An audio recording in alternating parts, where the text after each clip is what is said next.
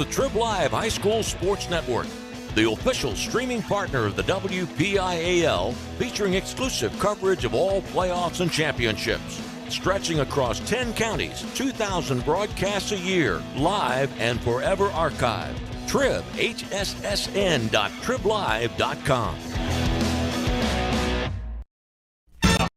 High school football tradition in Beaver County lives right here on Beaver County Radio. It is complete to John Lucas at the 30, 20, 10, 5, touchdown! Snap is good. It is down. The kick is up and good. He's got room. 10, 5, touchdown! You better believe it. Today's game coverage is being brought to you by Dr. C. Timothy Lipp, Beaver County Career Technology Center, the Community College of Beaver County, Electric Garage Door Sales, Falcone's Moon Township Ford, the Beaver Falls Municipal Authority, Tri-State Neuropathy, Friendly Federal Credit Union, Fry Transportation, Keystone Wellness Programs, Drug-Free Aliquippa, the law firm of Luxembourg, Garbett, Kelly, and George, and the Lockwood Insurance Agency, among others. Now it's time to go into the broadcast booth as 2022 high school football comes your way on 99.3 FM, 1230 WBVP, Facebook Live, and the Trib Live High School Sports Network.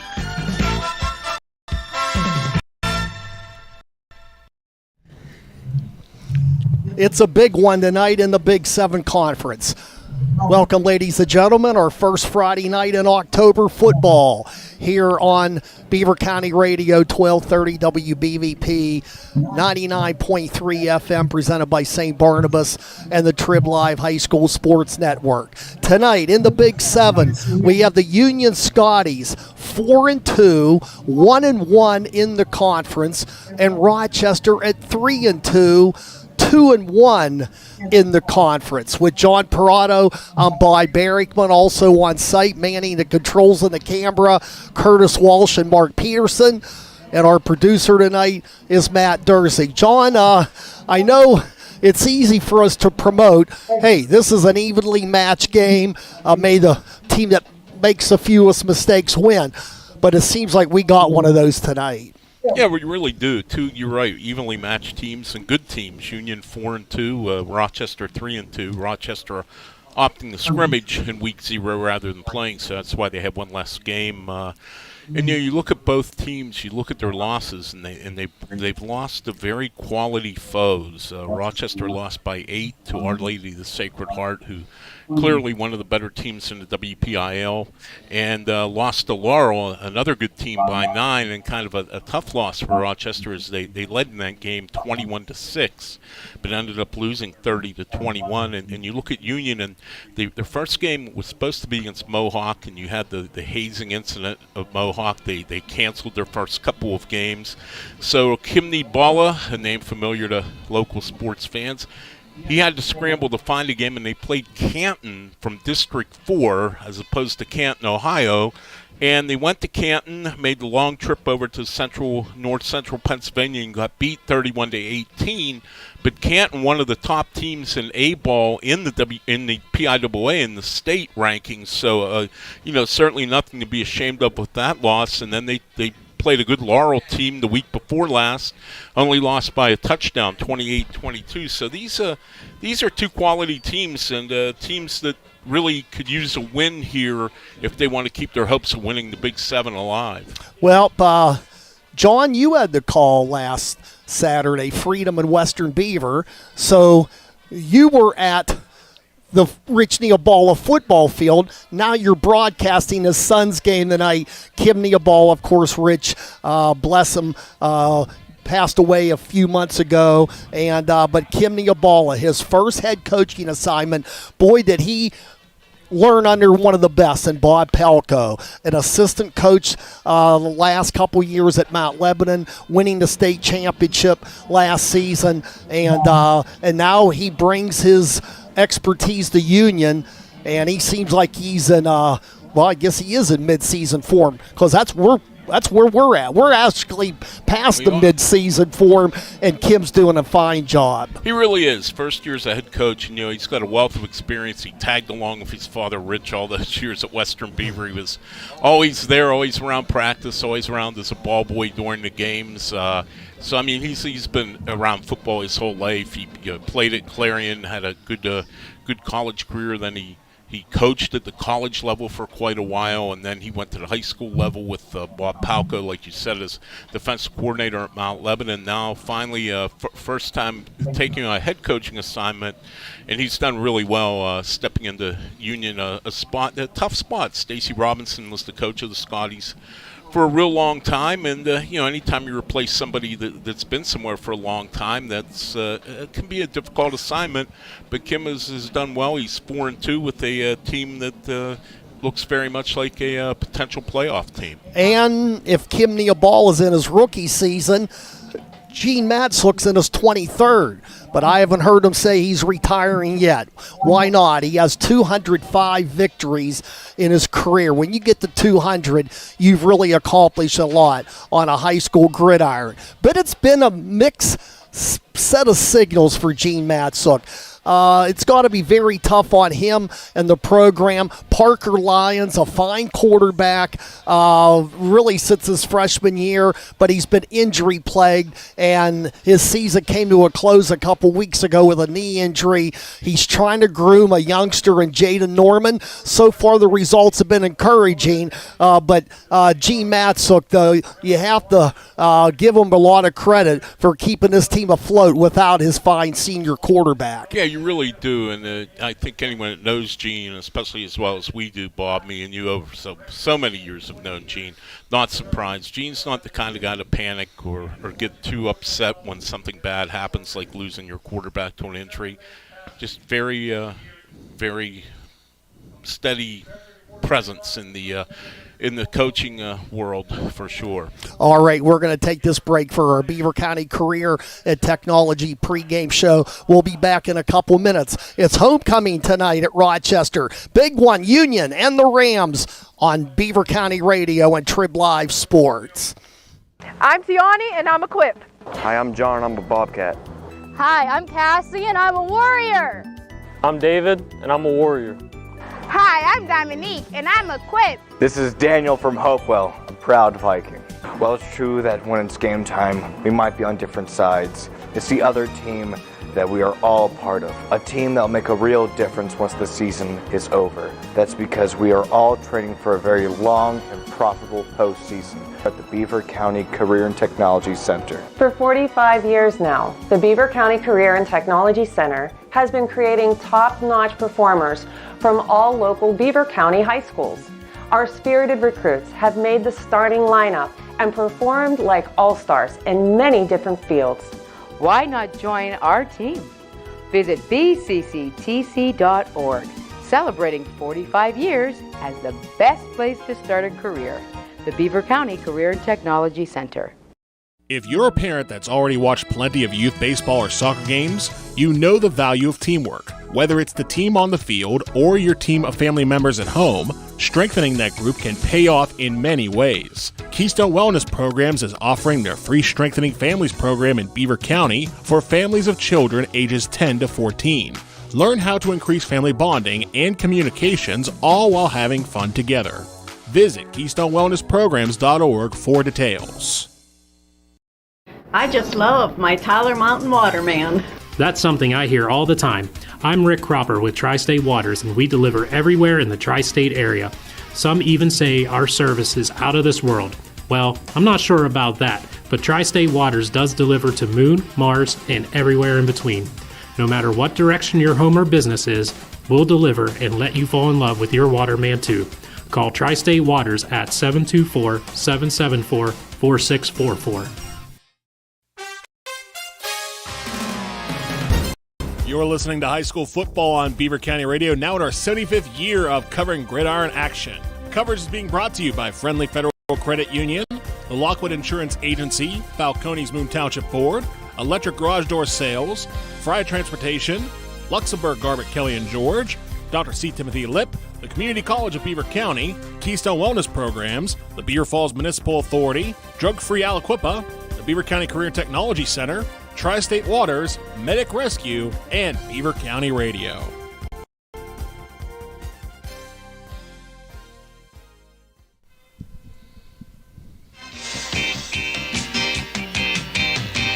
And our Beaver County Career, and Technology Center pregame show underway. We're getting close to kickoff tonight. John, other big games going on that Matt Durzik will be checking from the Fry Transportation. It's an update desk. And then Matt and Bruce Fry will host the Phil Coney's Moon Township Ford wrap-up show.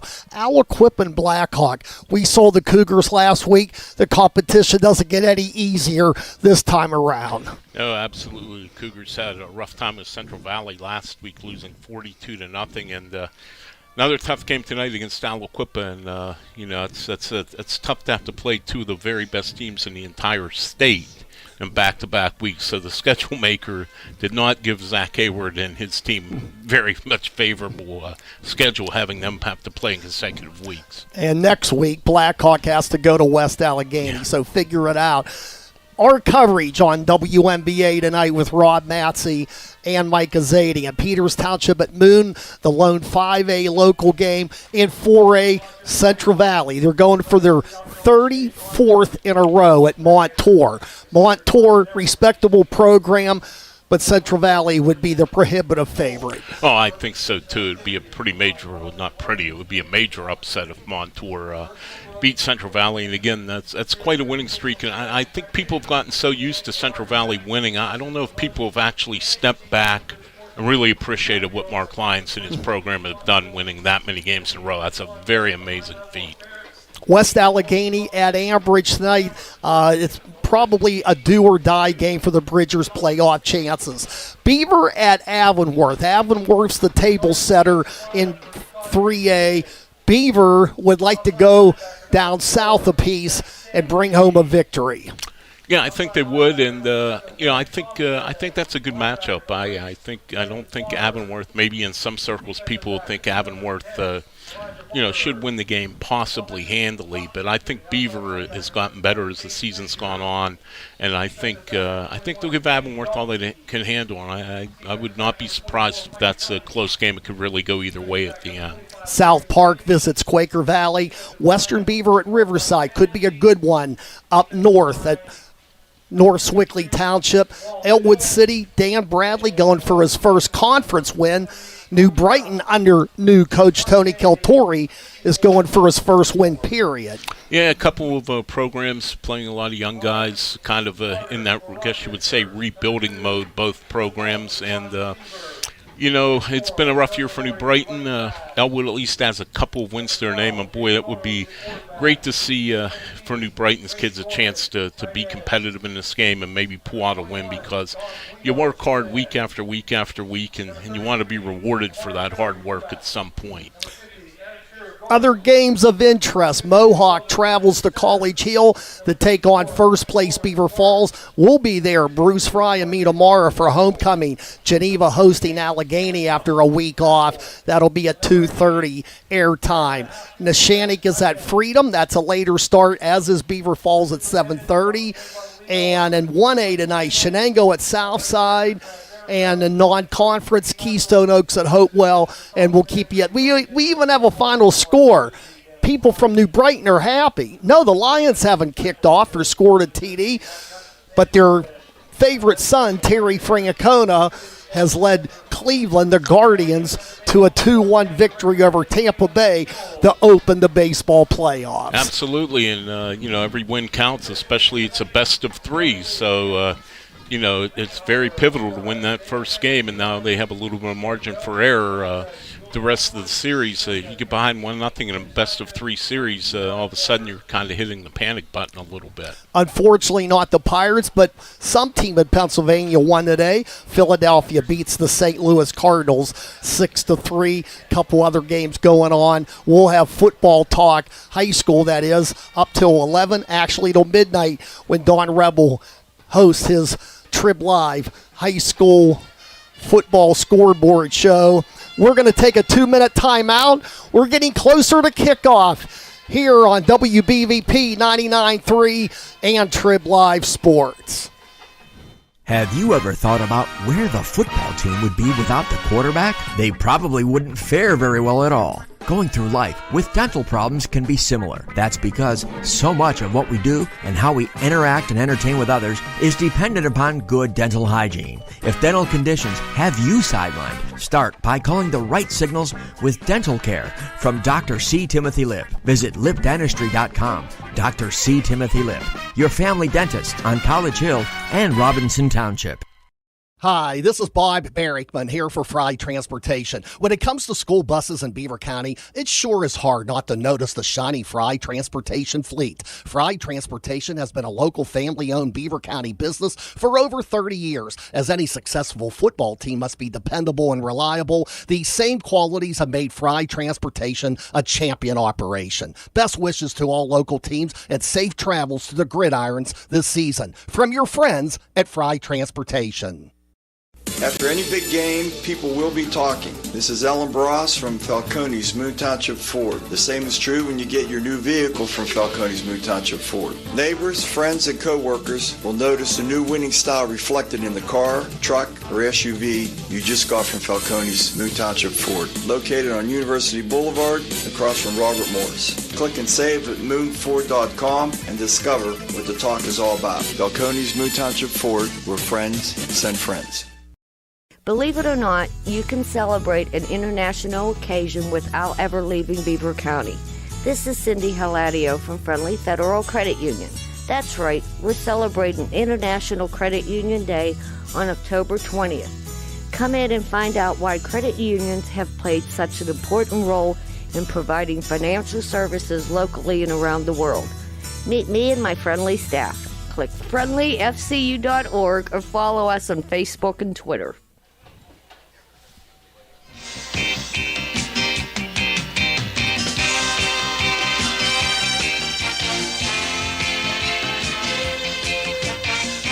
Co-captains for both teams out on the field.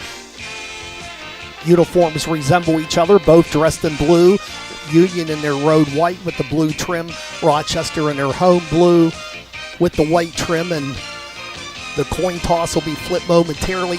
John, your final thoughts before we go to kickoff in this Big 7 encounter tonight? Well, it's a pivotal game. Both teams are behind the Southside and Laurel. They're both 2-0. Rochester right behind them at 2-1 in the Big 7 standings. Union right behind them at 1-1. So a very pivotal game here in Single A tonight. All right. While Gene Matsuk has won the toss, but in a rare decision, he defers to the second half, and the Union Scotties will go on offense first. Let's introduce the officials. Tonight's referee, Tim Linkenheimer. The umpire tonight, Dave McHenry. Dan Gano is the linesman. The line judge this evening, Julian Underwood. The field judge is James Healy. And the side judge handling the play clock is Quinn Alexander. And we are just about ready for football here from Rochester Stadium. And really the winner of this game, you have Laurel and Southside tied for first at 2-0. Rochester at 2-1. They will take a stranglehold on a playoff spot, and they would like to get even a better spot, maybe a home game, but they have to take care of business first. If you lose this one, then your chances of getting a home game really become a lot more realistic. Oh, no doubt, Bob. Or a lot less realistic. Absolutely. You know, that give you two losses in the conference, and as we were just saying, Laurel and Southside both 2-0, so they have the upper hand right now as far as who would get home field in the playoffs. So yeah, it's definitely a pivotal game, undoubtedly. And both teams could still win this conference. There's still enough time left in the season, but whoever loses this game, their chances of being the Big 7 champion won't go completely out the window, but it'll be a very tough task if you lose tonight. All right, we're about ready for football here as Rochester will be kicking off and Union will be heading toward the south or the north end zone, actually, on your radio dial, WBVP 99.3 FM, as we are ready to get things started in this Big 7 clash.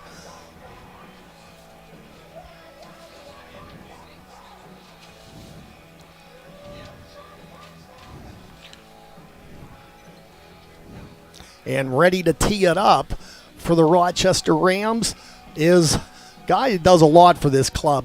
Duke Mullins, Jerome Mullins, affectionately known as Duke, and the kickoff will be coming up.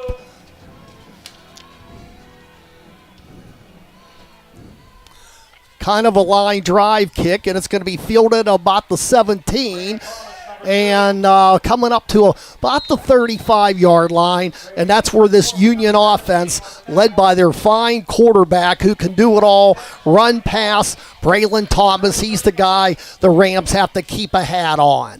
Absolutely. He'll hurt you as much with his legs as he will his arm. He's leading the team in rushing by a wide margin of 637 yards on 78 carries, which works out to about 8 yards a carry. He's only thrown 39 times for 281 yards.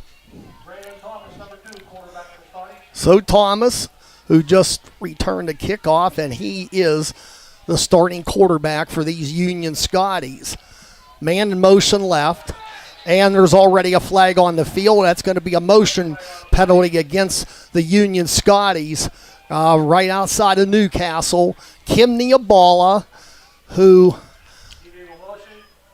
was a starting guard alongside the likes of Dante Calabria when Blackhawk won its first state basketball championship in '92. But football was his calling card. Coached a lot at the college level, high school, West Allegheny, Mount Lebanon, and now the new head coach at Union, his first head coaching job. And now the pitch, and they're trying to get to the outside. Braylon Thomas, though, isn't going to get anywhere. He will only get back to the line of scrimmage. It'll be second down and 15 from the 30. Oh, Rochester played real good defense there. They strung Thomas out, and that's the key. The last thing you don't want with him and his speed is to turn that corner on you, and Rochester did a good job of sealing the corner and making sure he didn't get anywhere. First minute of play here, and they're probably underway in Chippewa on WMBA. Now a man in motion to the right, and now the pitch right. Trying to turn the corner, getting there, 35, 38-yard line. And with the carry for the Scotties is Mike Gunn, the junior. Gets it out to about the 38-yard line. They're going to leave him about 7 short of the first down. And Mike Gunn, the main, not ball carrier because Thomas is, but the top running back for Union this season. Mike Gunn, 256 yards on 48 carries, but Thomas, the quarterback, really makes that running game go, but, obviously he can't run every play, so Gunn will see his share of carries too. Third down and 7 for the Scotties at the 38. In the gun goes Thomas. He'll pitch left. It'll go to Gunn again. This time the Rams were on top of it. And nothing doing. They'll lose a yard or so on that particular call. And getting in there first for the Rochester Rams to make the contact was Michael Norman. And the punting unit is out for the Scotties. Again, good defense. He tried to run to the outside, and Rochester just wouldn't let him get there, going off to the left around left end. Good defense again by Rochester and Norman on that play. Looks like we have a timeout. And there is an injury timeout, a Ram down on the field. We'll take a minute break. 10:05 to go first quarter. Rams will get their hands on the football. We're scoreless on WBVP and 99.3. Have peace of mind that when an emergency strikes, we'll be there. That's why a Medic Rescue membership is so important. Medic Rescue has been Beaver County's #1 provider of emergency medical care and transport services for over 40 years. Our trained paramedics and emergency medical technicians are knowledgeable, experienced, and can evaluate emergencies quickly and accurately so that you get the life-saving care you need. Get the comfort that comes with a Medic Rescue membership. Call today, 724-728-3621. Medic Rescue, caring for our community. When Mary arrived for her second visit, she opened my door and danced from the door to my front desk with this huge smile on her face. And then she just started bawling. She starts to tell me that it was the first time in 12 years that she felt relief. And then I started to well up. That's Dr. Sean Ritchie of Tri-State Neuropathy Centers. And Mary Danced In is just one of his thousands of success stories. Peripheral neuropathy, if I can explain it in terms that they feel it, it's like if you would sit on your foot and your foot falls asleep, you start to tap it and it comes back to life. Or their foot never comes back to life. It's always feeling that numbness, that pins and needles, that tingling, and it just never goes away. So Mary comes in, proceed to hear that she's had this for 12 years. Got to the point where she was about to go into a walker. 2 days later, she's dancing. For your free consultation, call 724-940-9000. That's 724-940-9000. Or go to marydancedin.com. I'm Dr. Sean Ritchie, and I'm teaming up with Dr. Jared Yevans to bring hope to the neuropathy sufferers in Beaver.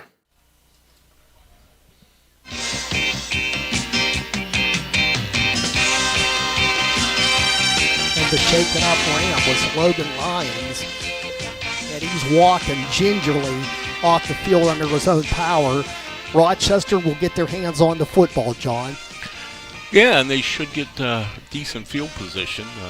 Their return man lined up just at the 36-yard line. So, it'll be a good defense by Rochester to start the game, Bob. And we'll see what Rochester can do. The Rams put up 21 points against a very good Laurel team last week. So even without Parker Lyons as the quarterback, they're still capable of moving the ball. Antonio Laurie, the fine young sophomore, back deep for Rochester. And they're going to fake it. There's some room on the right side, and that's going to be very close to a first down. They may not have gotten it. They said that his foot stepped out at the 44, and it looks like Rochester will take over after the fake punt, and they come up a yard shy. Boy, you're not kidding. Even probably less than a yard. Just Rochester got there just in the nick of time to keep the punter from getting the first down there. But, great call by Kim Needballa there. Really caught Rochester off guard. And, another step, and Union would have had the first down. Jaden Norman, the junior, who was a wide receiver but switched to running back after the season-ending injury to Lyons, and the handoff off the left side will go for about a yard.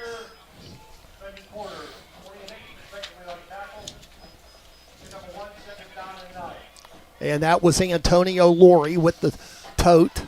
Second down and 9 for the Rams. 9:25 to go first quarter. There is no score. Jaden Norman thrown into the fire last week against Laurel in his first start, and that's a tough one on the road against one of the better teams in the conference. Full house backfield. Norman struggling to get a hold of the football. He's able to corral it, but not before he loses a couple back to the 45, so it becomes third down and 11. Bob, he did pretty well considering the competition, and it was his first start. I'm sure he had some nerves. 7-16 for 94 yards, a couple of interceptions hurt, but he did at least wipe part of that out by having an interception of his own on defense. And as you mentioned, John, they got off to a 21-6 lead at Laurel, but could not hold it, losing by 9. Now in the gun goes Norman. Sidecar right, rolling out, looking, can't find anybody. He'll go down at the 49, and Gene Matzook will probably have to bring in the punting unit. And for Union, Nick Cook making the stop, and that we'll see what the Rams do, but on 4th down and 15, you figure they're going to boot the football. Yeah, I'd be surprised if they went for it that Patrick Babel back to boot for the Rams. 2 men back deep for the Scotties. So neither team able to muster a first down on their first possession.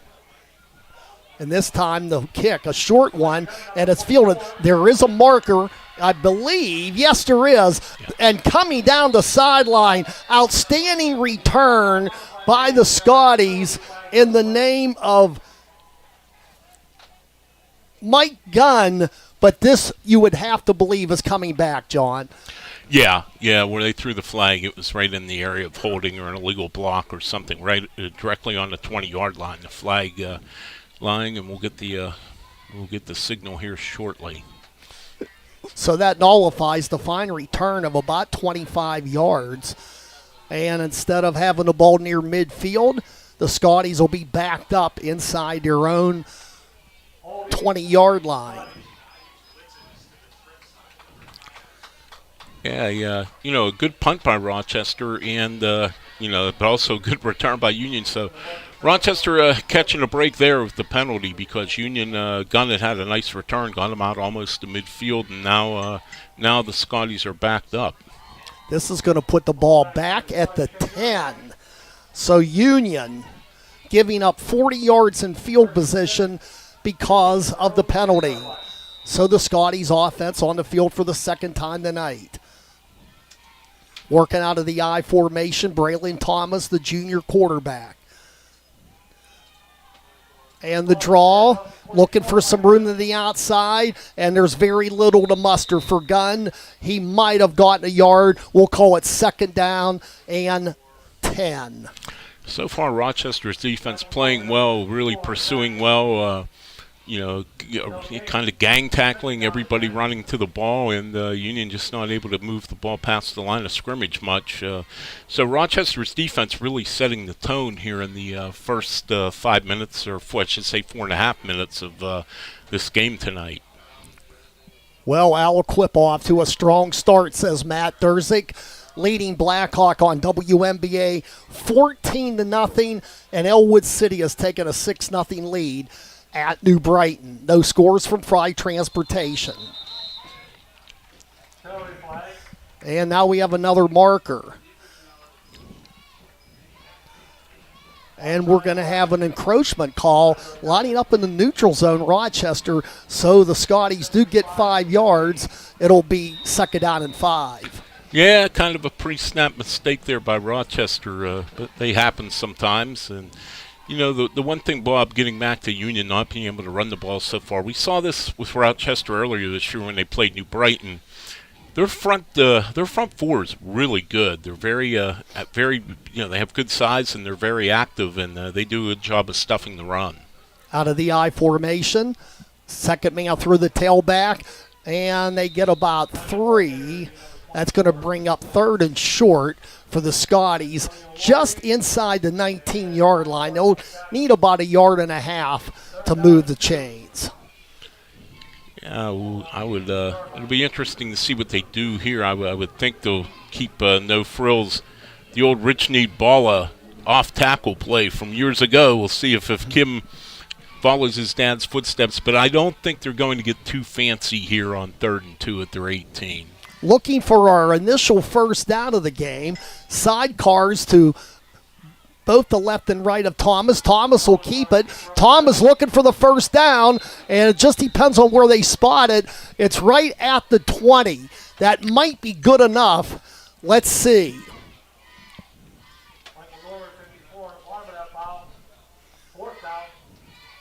It's going to be 4th down, apparently in inches, and we'll Kibney Abala fake the punt the first time, and we're going to see it. Looks like they're going to either try to draw them offside or gamble here on 4th and inches from the 20. Well, like they always say, if you can't make 1 yard, you're in trouble. They're going to try to make it. Wow, I'll tell you, they stacked them up, but I think Thomas got just enough, and they'll get 4 downs.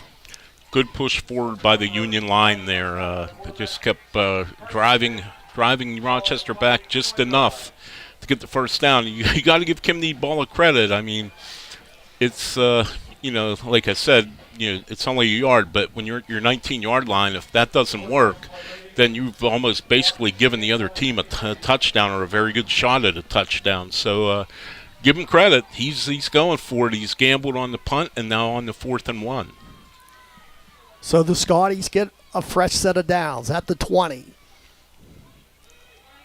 And the hike back to Thomas. Thomas looking for some room. Thomas able to muster a couple yards. They had him at the 20. He got away, and he gets it to about the 24-yard line, and that'll be a gain of 4. It'll be 2nd and 6. John Aliquippa means business tonight on WNBA. It's now 21-0 Quips. Wow. that's. I'm not surprised that Aliquippa's winning the game, but I am surprised already. It's 21-0. Well, kind of like what happened to yeah, Blackhawk last week. Exactly. I was going to say the same thing. Central Valley got 21 points in the first quarter, and it's hard to play catch-up when you're playing against two undefeated teams in back-to-back weeks.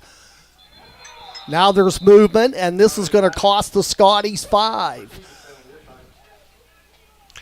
Yeah, the left tackle jumped there, Bob, no question. It was a clear-cut call. The officials didn't have to ponder this one very much.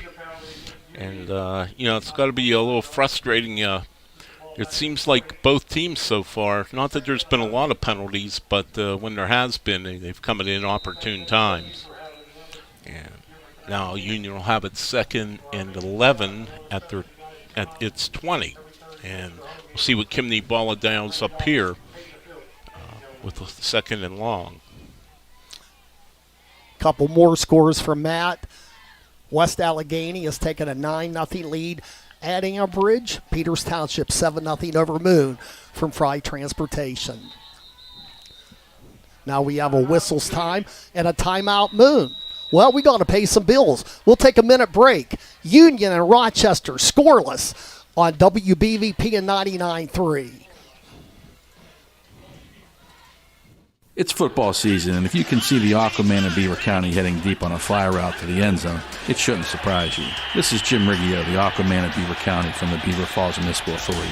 Why, you ask? It's obvious. Going deep or the full distance for our customers, no matter what we are up against, is in our game plan. Now, what isn't quite so simple is getting my web feet into a pair of those cleats. This is the Aquaman from the Beaver Falls Municipal Authority. And looky here, I'm wide open, that is, to doing whatever it takes to serve you. Click bfwater.net. So that's a final.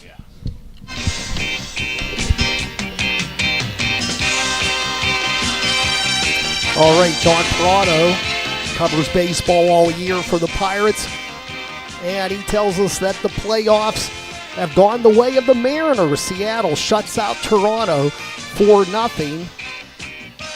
Everything's brought to you by Fry Transportation. Earlier winners, Cleveland and Philadelphia. And the Busch Stadium press box, I just got a text, will be open at 1:30 tomorrow afternoon if you want to go to the Busch Stadium press box. Oh. Why I'm on that list, I have no idea, but I just got a text. Well, John, I think you got the day off tomorrow, don't you? I mean, you could work it in. I have to hitchhike pretty fast to get there by 1:30, but I'll give it a shot. Well, we got another penalty against the Scotties. It's now 2nd and 16, 4:55 to go first quarter. Neither team is threatened. The only thing that got our attention was Union's fake punt, and they were stopped a yard shy, but Rochester could do nothing with it near midfield. This time it's Thomas, or Gunn actually, with the carry, and there's nothing much there. And this Rochester defense, which came in tonight, John, pretty stout defensively, giving up 17.4, about the same. Both of these teams, offensively and defensively, little over 30 on offense, right around 17 on defense. Yeah, they are evenly matched. They can put up some points, and they can stop you, too. And I kind of get the feeling, and I know it's still early. We're still 4 minutes and 20 seconds left in the first quarter. But this kind of has the feel, at least here in the first couple possessions, of a low-scoring type game. Both teams really kind of just keeping conservative. Union sends 3 wide to the right. And now a screen pass, and it's almost intercepted. It's knocked down, and Union will be kicking again. I don't think there's going to be a fake this time around, John. I would be surprised this time if they would try a fake for sure. And, every lineman's dream, Bob, is to get their hands on the ball and get an interception. And Dante Welling almost had one there, the defensive lineman. Almost, if it would have been a little bit higher, I think he would have had it. But it was kind of hard to catch as low as it was. Well, we have another update from Chippewa. We'll get to it in a moment. Rams hoping to get good field position out of this. Laurie will call for the fair catch at the Union 40-yard line. Well, the cash register continues to ring. The Quips now lead at 28-0. Wow. And Central Valley getting a little bit of resistance, but leading at Montour 3-0. Our good friend Serafino DeSantis, I'm sure booted the three there. I'm sure he did. And, as we talked about last week, you get deeper into the season and certainly get into the playoffs and you're in tight games. He gives them a real weapon in a close game to win a close game because he can kick it. He's accurate and he's got a good leg strength. Curry, the running back for Rochester, and the junior gets little yardage, maybe 2. It'll be 2nd down and 8 from the 38. Getting back to Laurie's fair catch there, I got to give him credit. He was fearless. There were 3 guys right there, and he just calmly caught it without acting like nobody was even near him. Well, his older brother, Sal, outstanding football and basketball player, and Antonio is built out of the same ilk. This time the sideline pass, and it's Mullins inside the 30. That'll be a 1st down for Rochester. Duke Mullins with the reception and the run down the left sideline. He gets to the 29.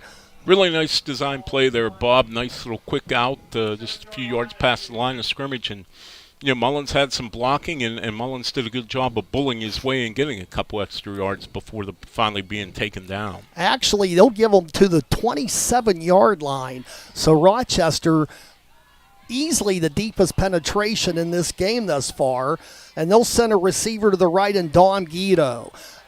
Single running back is Laurie. Jaden Norman forced into the quarterback role after the injury ending the season of Parker Lions. And this time, though, not much. No, into the line, and Union was right there and stood him up. So a good defense by Union, which they needed after now Rochester's inside the 30. Yard gain, 2:20 to go in the quarter. Rochester looking for the first points of this Big 7 battle tonight. Mullins will be the receiver. He'll be the slot receiver. And to the far right will go Guido. This time, and it's on the reverse. And it's Mullins trying to get to the outside. He'll pick up some of it, but it's going to be 3rd down and a decent distance from about the 22. I thought that play was going to go for a big gain the way it started. It developed, but give you credit to Union, to their contain guys on the outside. They got there in a hurry and forced Mullins out of bounds before he could get really get his motor going there. So it's 3rd down and 5, 2 minutes to go in the quarter. Rochester doesn't kick that often. They're going to need yardage, and do we have a timeout? We do. The Rams take their first. We take one of ours.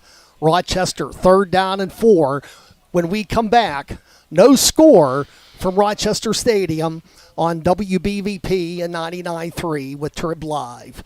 When accidents and injuries happen, you need the experience and insight of the legal team at Luxembourg, Garbett, Kelly & George. Since 1934, they've been committed to the physical and financial recovery of personal injury victims. Why choose the law firm of Luxembourg, Garbett, Kelly & George? Attorney Larry Kelly explains. First of all, we've been AV rated by Martindale Hubbell. It's the highest rating you can get for legal ability and ethics, and that comes from our peers. We have board-certified civil trial specialist, which is like another bar exam. Would you go to a doctor who is not board-certified? Probably not. I've always said, and I tell my daughters, I have 3 daughters who are attorneys. Those in the profession know. The lawyers of LGKG have the respect of our peers, and that's all I ever cared about. For your free initial consultation, call the law firm of Luxembourg, Garbett, Kelly & George at 724-658-8535 or online at lgkg.com. Luxembourg, Garbett, Kelly & George, keeping promises for over 80 years. And Curry with the carry gets to the 20, about 2 short of the 1st down. It's going to be 4th down for Gene Matzook and the Rams on WNBA. Aliquip has done it again. Mike Azadian has just texted me 4 plays, 4 touchdowns, along with a kickoff return. It's 35-0 Quips. In case you were thinking the Quips offense wasn't quite as strong right now. They're getting it done this evening. It's really hard to score 35 points in one quarter. The high school quarter is only 12 minutes, so that's quite a... There's movement on the right side, so what was a very doable 4th and 3 now becomes a more challengeable 4th and 8. Yeah, I don't know if that's still in the first. I'm assuming it's second quarter, but, John, your point's well taken. We're still in the first quarter here. It is, I certainly know Aliquippa was favored in that game, but I don't think anybody would have thought it'd be up 35-0 this fast. But apparently, from what reporting we got, it's just really kind of snowballed in Aliquippa's favor here. Now back to throw. Oh, there was no time. Mullins could not hold on to the pass. Laurie realized there was a blitz, or I should say Norman, and Norman barely got rid of the football. And Union will take over on downs at about their 22-yard line. Well, give Norman credit for presence of mind there, Bob, because like you said, they came in on a blitz and nobody picked up the blitzer. He had the presence of mind to be able to get the pass off at least, because that had sack written all over it, and nearly completed it on top of it. So a good presence of mind for an inexperienced quarterback there. 1 minute, 7 seconds to go in the period. Rochester had a golden opportunity thanks to their defense, but they just could not do much with the football except 1 first down. This time looking for some room, cutting it upfield and getting about 2 to the 27. It'll be 2nd down and 8. 4 other scores from Matt Dursick. Non-conference tonight. Keystone Oaks leading at Hopewell 13-0. And we'll get you more in a moment. Bob, so far, and we're almost at the end of the quarter, down to 40 seconds. Rochester has had the betterment of the field position, at least. They haven't been able to cash in and score, but they've really tilted the ball to their side of the field here in the first quarter. Oh, high snap. Quarterback has to chase it down, and he'll get back to the line of scrimmage, and that is it. Union's offense, or Rochester's defense, one's struggling, one's doing very well. We'll say both are the truth. Yeah, very much so. And, Thomas, fortunate, if the bobbled snap, to be able to get back to the line of scrimmage, that could have been a loss as we go to the end of the first quarter. All right, we'll take a minute break. It's a draw thus far. Union 0, Rochester 0. Back in a minute on 1230 WBVP 99.3 FM, presented by St. Barnabas. We're on the Facebook Live pages always tonight, and of course the Trib Live High School Sports Network. After any big game, people will be talking. This is Ellen Bross from Falcone's Moon Township Ford. The same is true when you get your new vehicle from Falcone's Moon Township Ford. Neighbors, friends, and co-workers will notice the new winning style reflected in the car, truck, or SUV you just got from Falcone's Moon Township Ford. Located on University Boulevard, across from Robert Morris. Click and save at moonford.com and discover what the talk is all about. Falcone's Moon Township Ford, where friends send friends. Believe it or not, you can celebrate an international occasion without ever leaving Beaver County. This is Cindy Haladio from Friendly Federal Credit Union. That's right, we're celebrating International Credit Union Day on October 20th. Come in and find out why credit unions have played such an important role in providing financial services locally and around the world. Meet me and my friendly staff. Click friendlyfcu.org or follow us on Facebook and Twitter.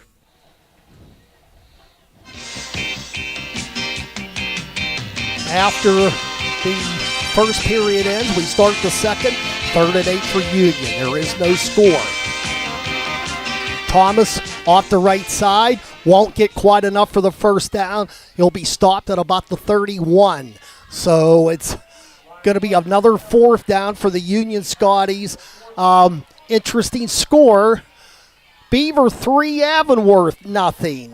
That game tonight at Avonworth. And as we said on WNBA, another clinic. Aliquippa leading Blackhawk 35-0. The mercy roll clock will kick in at the start of the second half, no matter what happens the rest of the way in the first two periods. So Union will punt. High, not a lot of distance, good hang time, and it takes a late Union roll, and Rochester's going to begin at their own 30-yard line. Yeah, it worked out well for Union with the roll. It ends up being about a 40-yard punt, Bob, and Rochester with its worst field position of the night so far, starting out at their 29. I guess they're going to spot it at the 30 instead of the 29. But, we'll see. So far, it's been kind of a defensive struggle. Both defenses playing well, both offenses still trying to find their footing in this game.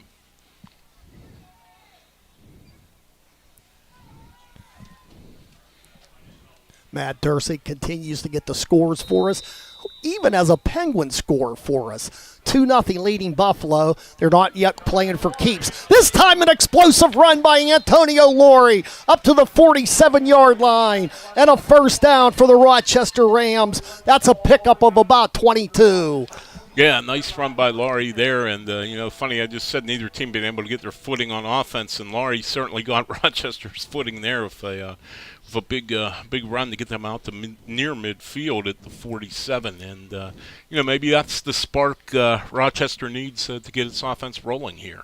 Actually, a 17-yard run for Laurie this time. A little bit stiffer competition. He's bunched up right at the line of scrimmage. It'll be 2nd and 10. Central Valley, I'm guessing they have 2 field goals. They lead 14-0 over Montour. Yeah, that would seem, unless you had some kind of weird safety or something in there, it would seem they probably do have a couple field goals. And they have the kicker to do it. He's very good. West Allegheny now on top of Ambridge, 16-0. Western Beaver with a 14-0 lead at Riverside. And Newcastle in a battle with the bottom teams in the Parkway, leading 7-0 over Short Tears Valley. Timeout Rochester, they're second, 9:51 to go in the half. Rams approaching midfield, but nobody's approached the end zone. We're scoreless on WBVP and 99.3. There's no place like Community College of Beaver County. Confidence happens here. Connection happens here. Opportunity happens here. Your best you happens here. Your future happens here. Home is here. At CCBC, you're right where you need to be to find real learning for real life. And there's still time to join us. Enroll now through October 14th for fall mini-mesters. Same classes, less time. Visit ccbc.edu/fall. You belong here.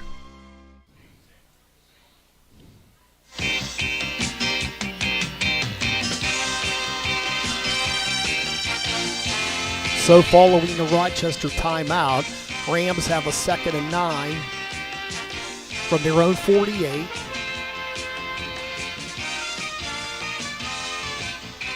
Jaden Norman, the junior quarterback, and the inside handoff, and that might have been a busted play. It goes to Laurie, just nowhere to go, and that's going to be no gain. And the Rams now are looking at 3rd down and 9. Yeah, I got the feeling right on that, Bob. It appeared to me they were looking to kind of go with misdirection play off the left side, and the two running backs and the quarterback almost had a 3-way collision there. So a little mishap, a little miscommunication, and Rochester now facing 3rd and long. Well, defenses obviously have rolled here. Both teams averaging over 30 points a game. Rochester coming in at 33.6, but nothing thus far. Looking, Norman, passing down the field. It's going to be incomplete. Good coverage. He tried to get the ball to number 21, Don Guido, and it was played perfectly by number 21, Dane Jonke of the Scotties. Yeah, no chance there to complete that one. Really, they had that play well defense. Three defensive backs around Guido. So Rochester will boot it.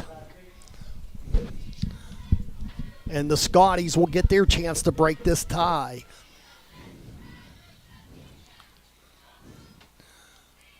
And this one partially blocked. They got a rush, blocked it, and the punt officially goes for no yardage. The Scotties will take over at the Ram 47.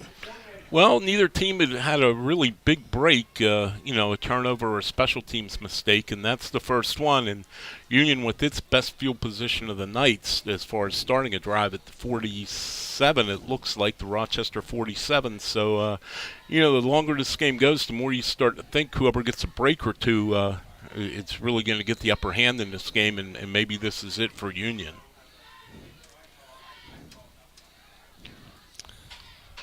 So it's Braylon Thomas in the gun. He'll take off with the football, but again, the sledding is tough. And he might have gotten back to the line of scrimmage. I'll give him a yard to the 46. It'll be 2nd down and 9. That Rochester front, the front seven is so good, Bob. And I realize that, running Thomas is a big part of the Union offense, but I really got to think if Union's going to move the ball on Rochester, they're going to have to try to run to the outside more because they just you're not going to go very far running between the tackles against the Rams. Dante Welling with the stop after the yard pickup. It's 2nd down in the gun, and now there's movement. The right tackle moves early for Union. That'll move the football back in Union territory. It'll be 2nd and 14. Bob, Union doesn't throw a whole lot. Braylon Thomas has only thrown 39 times this season, which works out to less than 7 times a game. And he's also prone to making some mistakes in the passing game as he has 6 interceptions to only 3 touchdowns. So I think Union would prefer not to pass unless it's more of a last resort. Rolling right, Thomas with the run. Thomas gets back near the original line of scrimmage, but it's going to bring up 3rd down and long. Clock ticking, 8:07 left in the half. Neither team has put the ball in the end zone, and it's 3rd down for Union, and they need 9 for the 1st down. We'll see if they go to the air, though, here. Like I just said, they pass, less than 7 times a game, so they may have to try to get the looseness Rochester defense up a little bit. Scores coming in from the MAC. We'll get to those in a moment. 3rd down and 9. Thomas again. Thomas with some room. Thomas has the 1st down.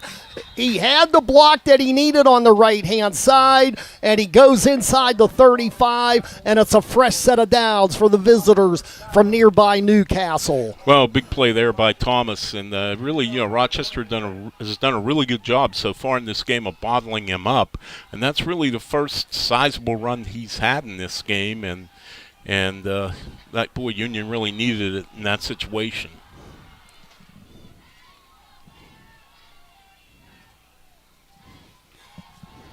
Now off the right side, and they'll get a couple more to about the 30. Couple games just underway.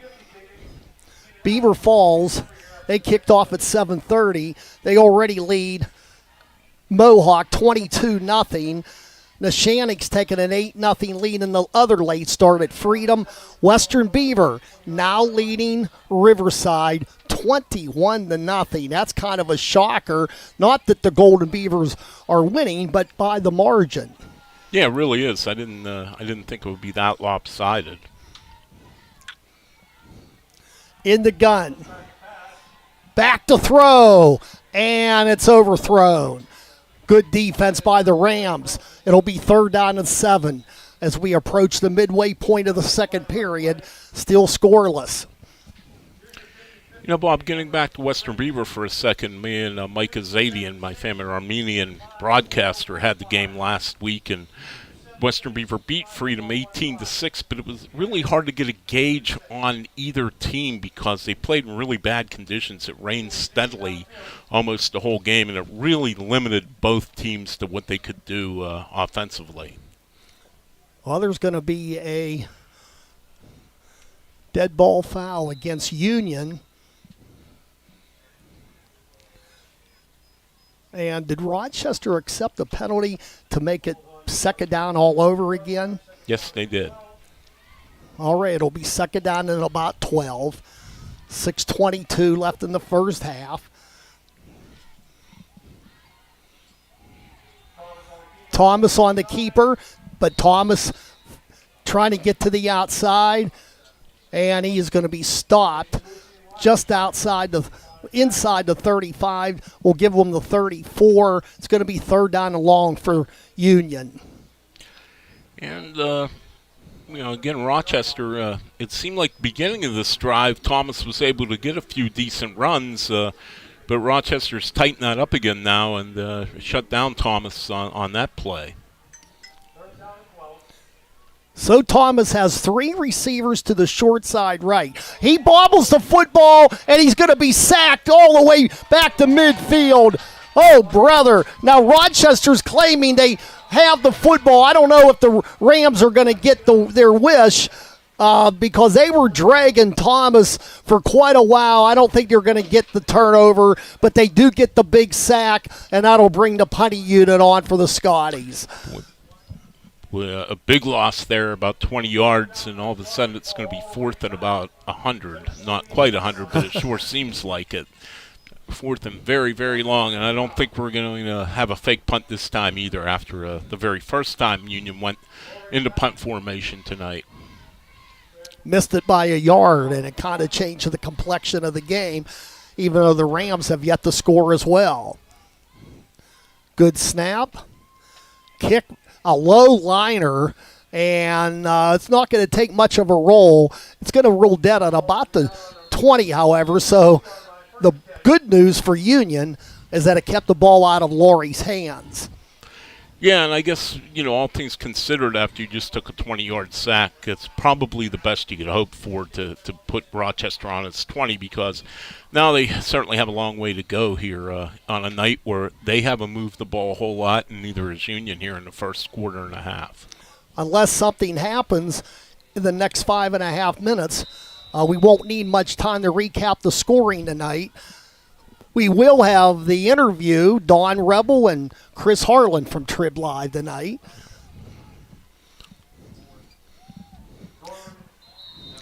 And Norman forced to keep it. Nothing doing. He might have mustered one. It'll be second down and 9. Bob, I'm still waiting for Don to ask Chris Harlan about Chris and I's trip to Denver for the AFC Championship game, because it's a tremendous story. Maybe at the end of the season I'll tell it if they're not going to ask. But whenever I think of Chris Harlan, I think of Denver, Colorado. Denver, Colorado. And this time, getting through and maybe a couple short of the first down, but Laurie makes it interesting as he gets it to the 29. Nice run by Laurie, a good hard run. Just a pretty basic off-tackle play, and did a good job. Almost got the first down. And, that's what Rochester needs to do, just to kind of establish, get a couple of positive plays back-to-back here. They certainly have enough time to score. 4.5 minutes to go, even at their own 28-yard line. Big third down now for the Rochester Rams. Trying to get, the knee touched. They're not going to get the first down.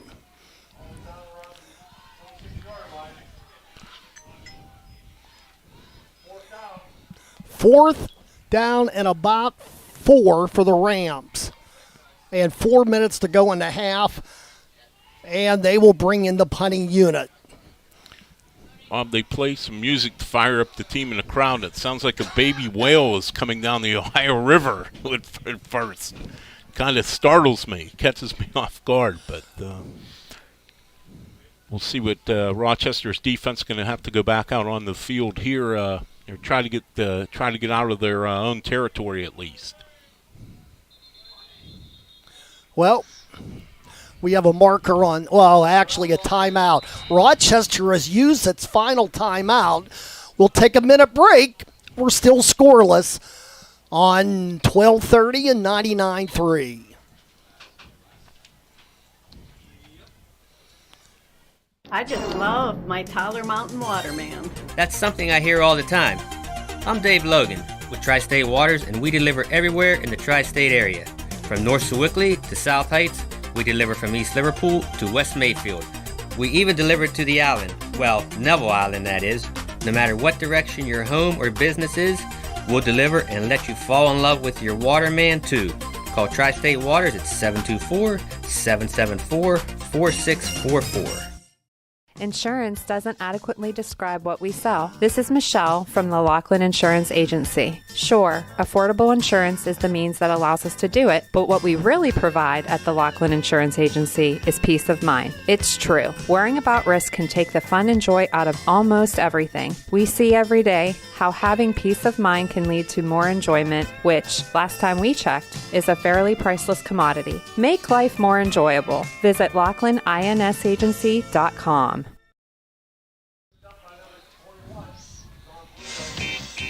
Braylon Thomas on the return.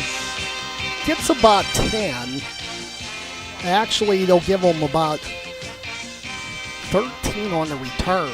So Union starting in good shape at the 40-yard line of Rochester with 3:21 to go in a scoreless second period. That was a good return by Thomas. Very decisive. As soon as he caught the ball, he knew what he wanted to do, cut it straight up the field, and he's given the Scotties the best field position they've had as far as starting a drive tonight at the Rochester 40. Thomas in the gun. Things are spread to the left. Thomas with the carry. Nice tackle, though, at about the 38. Looked like he was going to get more, but coming up to make the stop for the Rochester Rams, and that was Michael Norman. Second down, Scotties, and they need 8. Good opening salvo from the Rochester defense on this drive, and, it's 2:53, still enough time, certainly for Union to score. But Rochester, certainly would like to keep them out of the end zone and at least go to the locker room 0-0. Union with 2 timeouts left.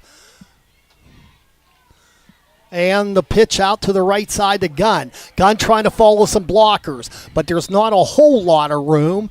He'll pick up a couple to about the 36. It'll bring up third down and about 6. Another score from Matt Durzik at the Fry Transportation Update Desk. Avonworth leading Beaver 6-3, and Peters Township all over Moon. It's been a different year for Ryan Lynn and the Tigers. They went to Heinz Field last year when it was Heinz Field. Now trailing Peters 28-0, and Moon looking for its first win. Now in the gun, 3 receivers to the right. Thomas with the run. Thomas has some room, and he's got the first down inside the 30. Norman, that's Jaden Norman on the stop, but it should be a first down for the Union Scotties. And, yes, the line judge is waving on the chain gang. Yeah, I thought for a second they might measure it, Bob. It was fairly close, but then when they finally made the final spot, it was clear he'd gotten past the stick just enough for the first down. And again, on the whole, Rochester containing Norman pretty well. I know he got a little bit of yardage there, but for a guy averaging 8 yards a carry, he hasn't broken too many big runs. And this time getting a call, working out of the Wildcat for Union, and that was Matt Stanley, and he'll get about 4 yards perhaps to the 25-yard line. Yeah, the first time that somebody other than Thomas or Gunn has carried the ball for Union tonight, so Kim Needballa trying to do something a little bit different, and get the offense moving. Stanley able to get out of bounds to stop the clock. Stanley again on the keeper, and Stanley's got what is close to be another first down. Looks like he's got enough at about the 18, and it is a first down for the Scotties. Their deepest penetration, trying to break this scoreless football game with $1:10 to go in the half. It's kind of interesting if they move Stanley into the line up here just to get the offense moving, or if something's happened to Thomas, because certainly the offense moving since Stanley's come in. Stanley sees a little bit of a hole, breaks a tackle. He's at the 10, down to about the 7-yard line, and that's going to make things. And now a late marker comes on the field, and I don't know if I saw one of the coaches coming from the sideline for Union. I don't know where that penalty is going to be directed, but boy, I'll tell you, if that goes against the Scotties, that's a huge break for Rochester. Indeed it would be, and I am not sure either what the penalty would be. I didn't see anything kind of egregious that really stood out on the play, but obviously the officials down on the field have a better look than we do up here in the press box. Well, now the referee will come over and talk to Gene Matsook.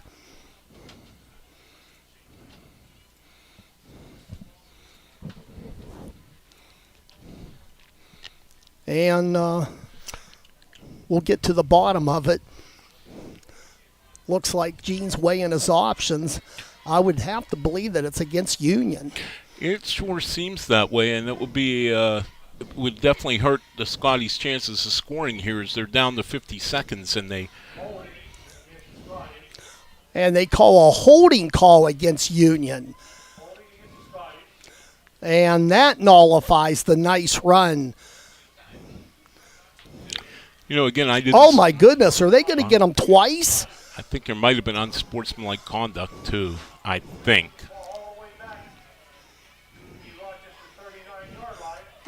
Again, I didn't really see anything, but, of course, we're up here, and who knows, it may have been something that was said instead of done. So I would have to believe that. I don't think they can get you on two holding calls on the same play.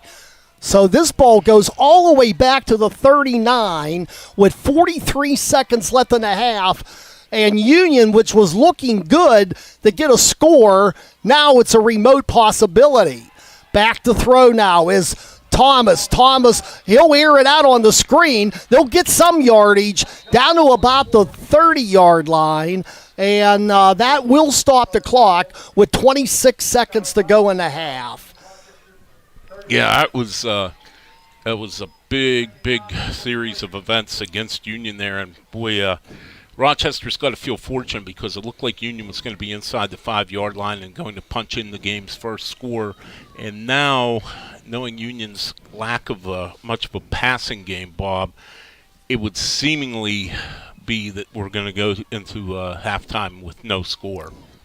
Union has, I believe, 2 timeouts left. They'll send 2 receivers left, twins to the right. Thomas has time. Thomas looks, still looking for a receiver, and he throws it out of bounds. Good defense by the Rams, especially that secondary, because the offensive line for Union gave Thomas a lot of time to observe. You're right. Rochester's defensive backs stayed on the receivers for a long time and had good coverage because, you got to give Union's offensive line credit there. They kept people away from the quarterback, Thomas, but, he still had nowhere to go. So the Scotties looking at 3rd and 23 from the 31-yard line.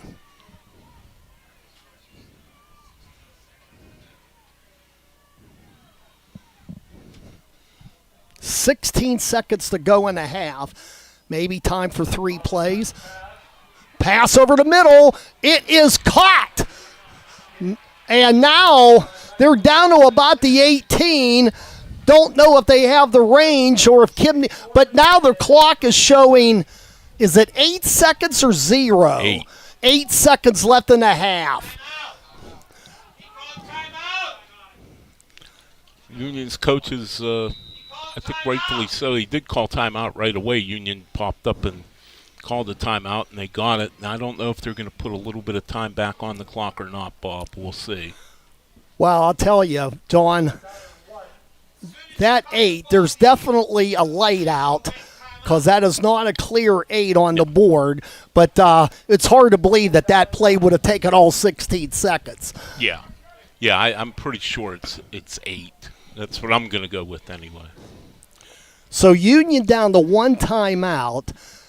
They have the ball at the Rochester 18, and of course, Kim Neabala's decision. If they don't go for a field goal, it's 4th and 9, so you need the first down here.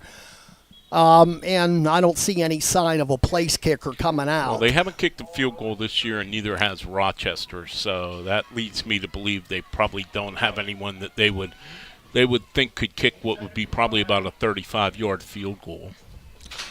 So on 4th down and 9, 8 seconds left in the half. Thomas in the gun. Now they're coming after him. Thomas rolling left. Thomas trying to get something, throws it into the end zone, and it's out of the end zone, and that'll do it for half number 1. Union made it interesting, but a couple of big penalties really hurt the Scotties, and that's the way the first half ends. It's a draw. Rochester and Union.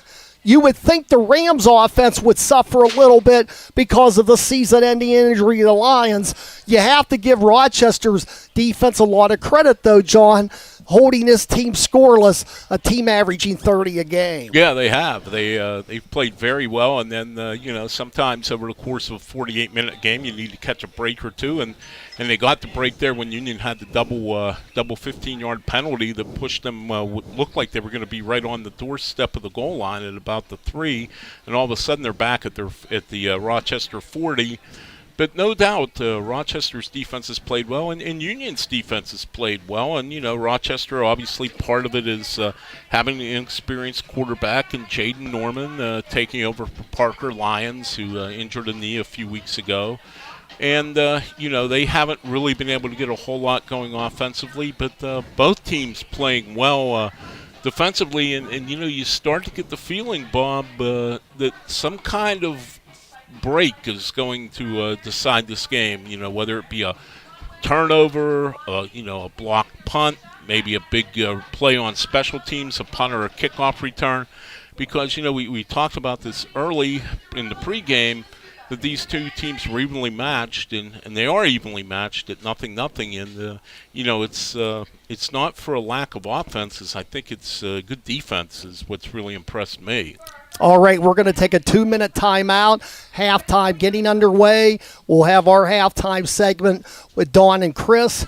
No score at the half in this Big 7 battle. Union and Rochester will return after this on 1230 WBVP 99.3 FM, presented by St. Barnabas and the Trib Live High School Sports Network. I'm Tiani, and I'm equipped. Hi, I'm John, I'm a Bobcat. Hi, I'm Cassie, and I'm a warrior. I'm David, and I'm a warrior. Hi, I'm Dominique, and I'm equipped. This is Daniel from Hopewell, a proud Viking.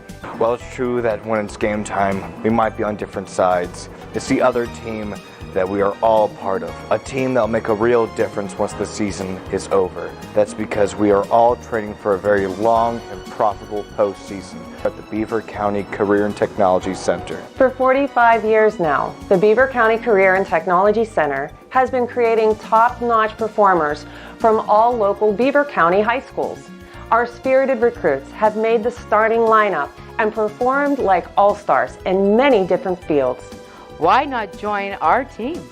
Visit bcctc.org, celebrating 45 years as the best place to start a career. The Beaver County Career and Technology Center. Have you ever thought about where the football team would be without the quarterback? They probably wouldn't fare very well at all. Going through life with dental problems can be similar. That's because so much of what we do and how we interact and entertain with others is dependent upon good dental hygiene. If dental conditions have you sidelined, start by calling the right signals with dental care from Dr. C. Timothy Lip. Visit lipdentistry.com. Dr. C. Timothy Lip, your family dentist on College Hill and Robinson Township. There's no place like Community College of Beaver County. Confidence happens here. Connection happens here. Opportunity happens here. Your best you happens here. Your future happens here. Home is here. At CCBC, you're right where you need to be to find real learning for real life. And there's still time to join us. Enroll now through October 14th for Fall Mini-Mesters. Same classes, less time. Visit ccbc.edu/fall. You belong here. If you're a parent that's already watched plenty of youth baseball or soccer games, you know the value of teamwork. Whether it's the team on the field or your team of family members at home, strengthening that group can pay off in many ways. Keystone Wellness Programs is offering their free Strengthening Families program in Beaver County for families of children ages 10 to 14. Learn how to increase family bonding and communications, all while having fun together. Visit KeystoneWellnessPrograms.org for details. You're listening to high school football on Beaver County Radio, now in our 75th year of covering gridiron action. Coverage is being brought to you by Friendly Federal Credit Union, the Lockwood Insurance Agency, Falcone's Moon Township Board, Electric Garage Door Sales, Fry Transportation, Luxembourg Garbett Kelly and George, Dr. C. Timothy Lip, the Community College of Beaver County, Keystone Wellness Programs, the Beaver Falls Municipal Authority, Drug Free Aliquippa, the Beaver County Career Technology Center, Tri-State Waters, Medic Rescue, and Beaver County Radio.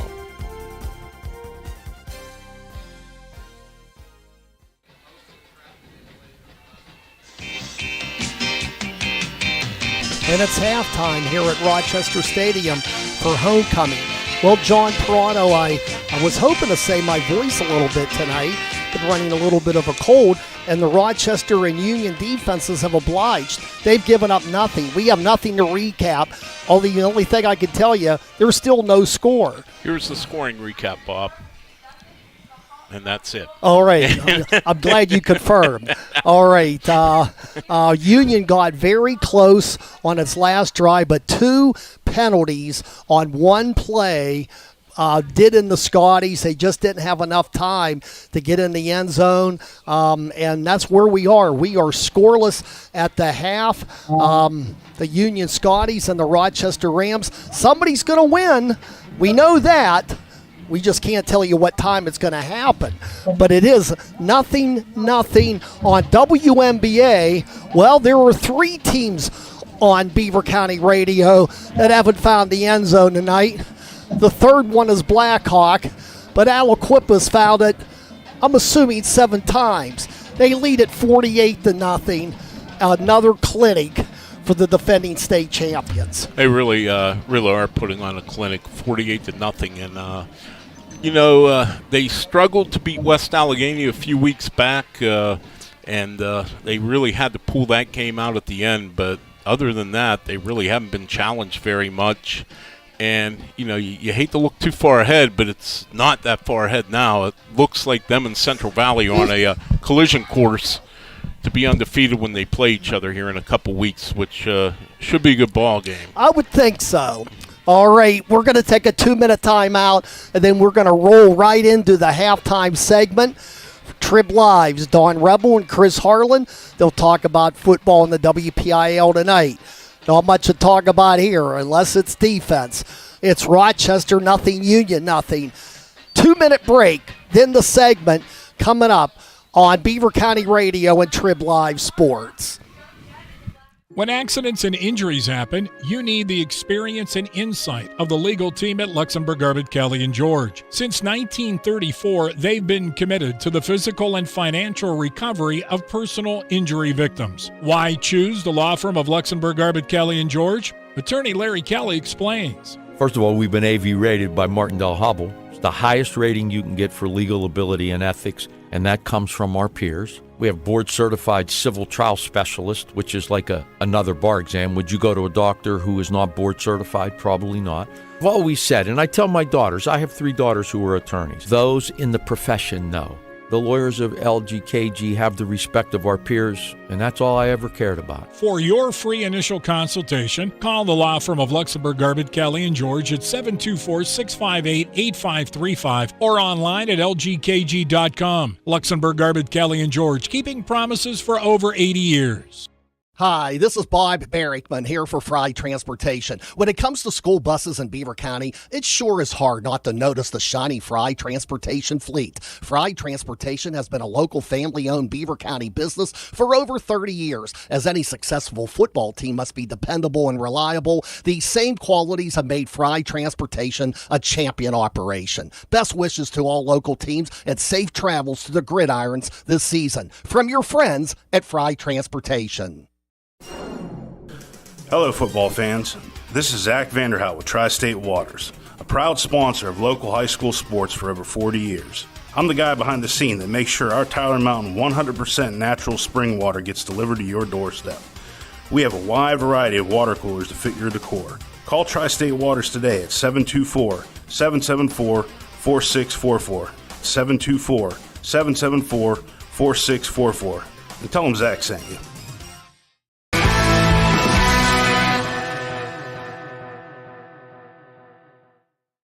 Week 6 halftime show here on the Trib Live High School Sports Network. We are now into the second half, closing in, getting that much closer to the stretch run. And then, of course, the district postseason in about a month. So good stuff, exciting stuff. And, of course, when you're talking postseason, you're talking in the past, the Highway to Hines. Well, we don't have that anymore. The March to the North Shore, Acrashore Stadium will be hosting 4 of the 6 championship games. Norwin High School in North Huntington will be hosting the other 2. That's sort of been the routine since the 6th classification era. But this is the 20th anniversary. Now, if you do the math, you say, well, wait. First championships were 2001. This is 2022. Dawn, your math stinks, and that would be true.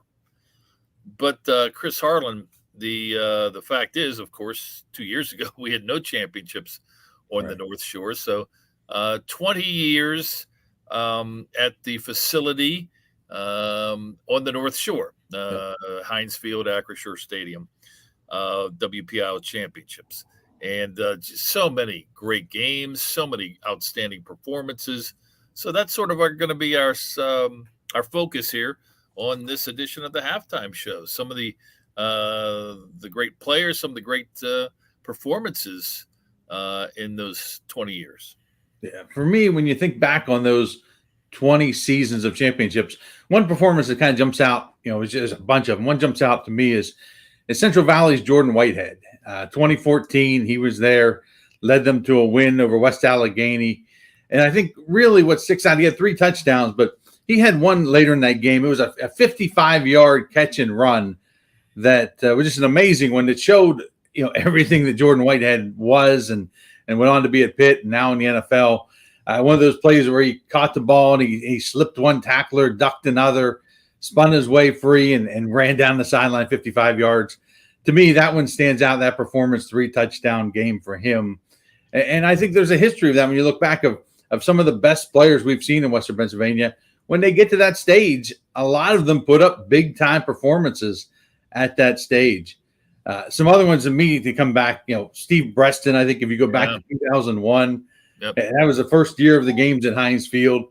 He had over 200 yards rushing in a win over Central Catholic, a dominant win over Central Catholic. They kind of showed what Steve Breston was. Tyler Boyd had a 3-touchdown game his senior year when they in 2012, and that was win number 60 for them. They actually broke the WPL score consecutive games winning streak that year too with 60 wins. Robert Foster, another Central Valley guy, kind of sticks out. His sophomore year, I remember that 2010 year was the first year Central Valley was a team, and he came along and was a star sophomore and led them to kind of a surprising win that year over Montour. And he scored twice in that championship, had more than 150 yards from scrimmage. All guys who went on to big-time college, too. Yep. I was there on the sidelines when Breston ripped off, I believe it was like an 85, 90-yard run early in that game against Central Catholic. Huge crowd, probably the biggest crowd that first year for that Woodland Hills Central Catholic game. One that stands out, a couple, Terrell Pryor, obviously, as well. It wasn't anything exciting as far as, games coming down to the last moment, but he had a huge game offensively and defensively in Jeanette's victory over Beaver Falls, which, by the way, is the last time Aliquippa did not play in a WPL championship game back in 2007. The 1-2 punch, I want to say it was 2008, 2009. Hopewell, West Allegheny. Oh, absolutely. Everybody knew about Russell Shell of Hopewell. All eyes were on him, but man, what a performance by Mike Caputo of West Allegheny, and those two just, it was like almost like a game. What am I trying to say? It's like a video game. The pieces they were putting up. Yeah, no doubt. I mean, that numbers here, it was amazing. We look back, 42 carries, 274 yards for Shell in a losing effort. That's what's amazing about that. He had 4 touchdowns, 274 yards, 42 carries, and Caputo left with the trophy that day. Mike Caputo, West Allegheny. But yeah, that 2009 game, 36-28, definitely, I think, there's a couple that have been great games over the years, some overtime games, but I don't know if in terms of just pure build-up and living up to the expectations, you can find a game that does more than that Hopewell West Allegheny game, because that was it from the whole season. People were waiting for that game, and it lived up to it. That was one of the better games, no question about it. There were 3 overtime, or have been 3 overtime games. Central Valley beating Aliquippa in the 3A title game in 2019, the most recent. NA over St. Clair 11 years ago, 2011. This arguably one of the best games ever as well. Central Catholic Gateway, the tremendous finish to that game to send it into overtime by Gateway, but Central Catholic prevailing by 1 in overtime, 35-34 in the 2007 Quad A championship. Yeah, and for as much as I talked about Jordan Whitehead in that 55-yard touchdown that people at the time said might be, maybe the greatest play in championship history, I think Cam Sadler with Gateway, they might make a case too, because they ran the hook and lateral in the end of regulation to get that play, and they tied it up and sent it to overtime. They ended up losing in overtime because of a missed extra point, which is a heartbreaker. Central Catholic won that one in 2007, that 35-34 game.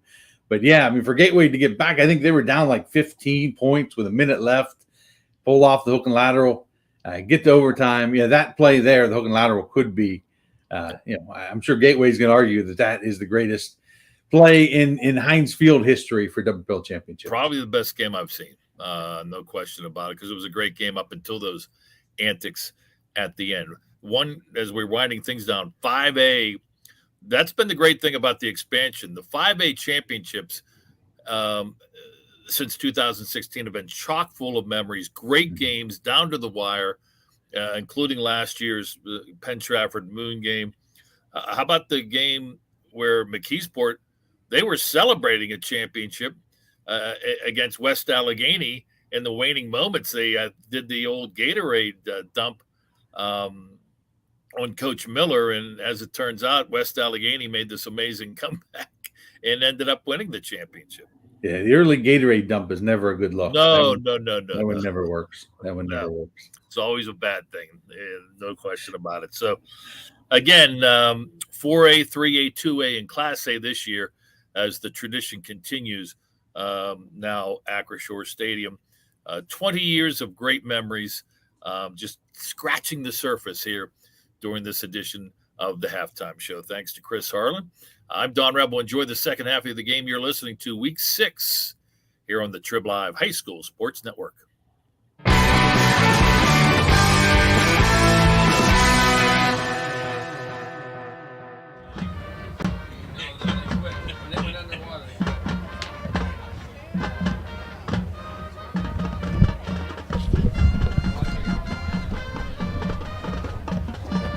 Rochester band playing here, halftime on homecoming. And we're going to take this 2-minute timeout for our proud game sponsors. We'll be back to check all the scores that Matt Durzik has diligently gotten for us from the Fry Transportation Incident Update Desk. It's 0-0 here. Union and Rochester will be back in 2 on WBVP 99.3 and Trib Live. Peace of mind that when an emergency strikes, we'll be there. That's why a Medic Rescue membership is so important. Medic Rescue has been Beaver County's #1 provider of emergency medical care and transport services for over 40 years. Our trained paramedics and emergency medical technicians are knowledgeable, experienced, and can evaluate emergencies quickly and accurately so that you get the life-saving care you need. Get the comfort that comes with a Medic Rescue membership. Call today, 724-728-3621. Medic Rescue, caring for our community. Listening to live sports on the radio in Beaver County is a tradition. This is Craig Fontana from Moon Township Ford, and I ought to know. My dad, Bill Fontana, has called games for over 50 years. Beaver County people know a good call when they hear one, and the best call you can make is to buy your next new or used vehicle at Moon Township Ford. Click moontownshipford.net or visit Moon Township Ford on University Boulevard. Falcone's Moon Township Ford, where friends send friends. It's football season, and if you can see the Aquaman of Beaver County heading deep on a fly route to the end zone, it shouldn't surprise you. This is Jim Riggio, the Aquaman of Beaver County from the Beaver Falls Municipal Authority. Why, you ask? It's obvious. Going deep or the full distance for our customers, no matter what we are up against, is in our game plan. Now, what isn't quite so simple is getting my web feet into a pair of those cleats. This is the Aquaman from the Beaver Falls Municipal Authority. And looky here, I'm wide open that is, to doing whatever it takes to serve you. Click bfwater.net. Hi, this is Bob Barrickman here for Fry Transportation. When it comes to school buses in Beaver County, it sure is hard not to notice the shiny Fry Transportation fleet. Fry Transportation has been a local family-owned Beaver County business for over 30 years. As any successful football team must be dependable and reliable, these same qualities have made Fry Transportation a champion operation. Best wishes to all local teams and safe travels to the gridirons this season. From your friends at Fry Transportation.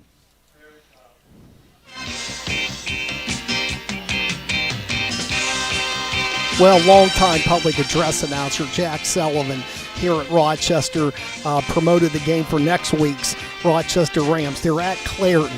John, maybe not the luster that Rochester-Clairton games have had in the past, but still, it's Rochester at Clairton, and there'll be a lot of memories from when they played, especially when it was called Heinz Field. Yeah, matched up a number of times over the years in the WPIL championship game or other rounds in the playoffs. And, Clairton, uncharacteristic 2-4 this year. You don't expect to see the Bears with a losing record 2/3 of the way into the season. But, I guess everybody eventually has a down year.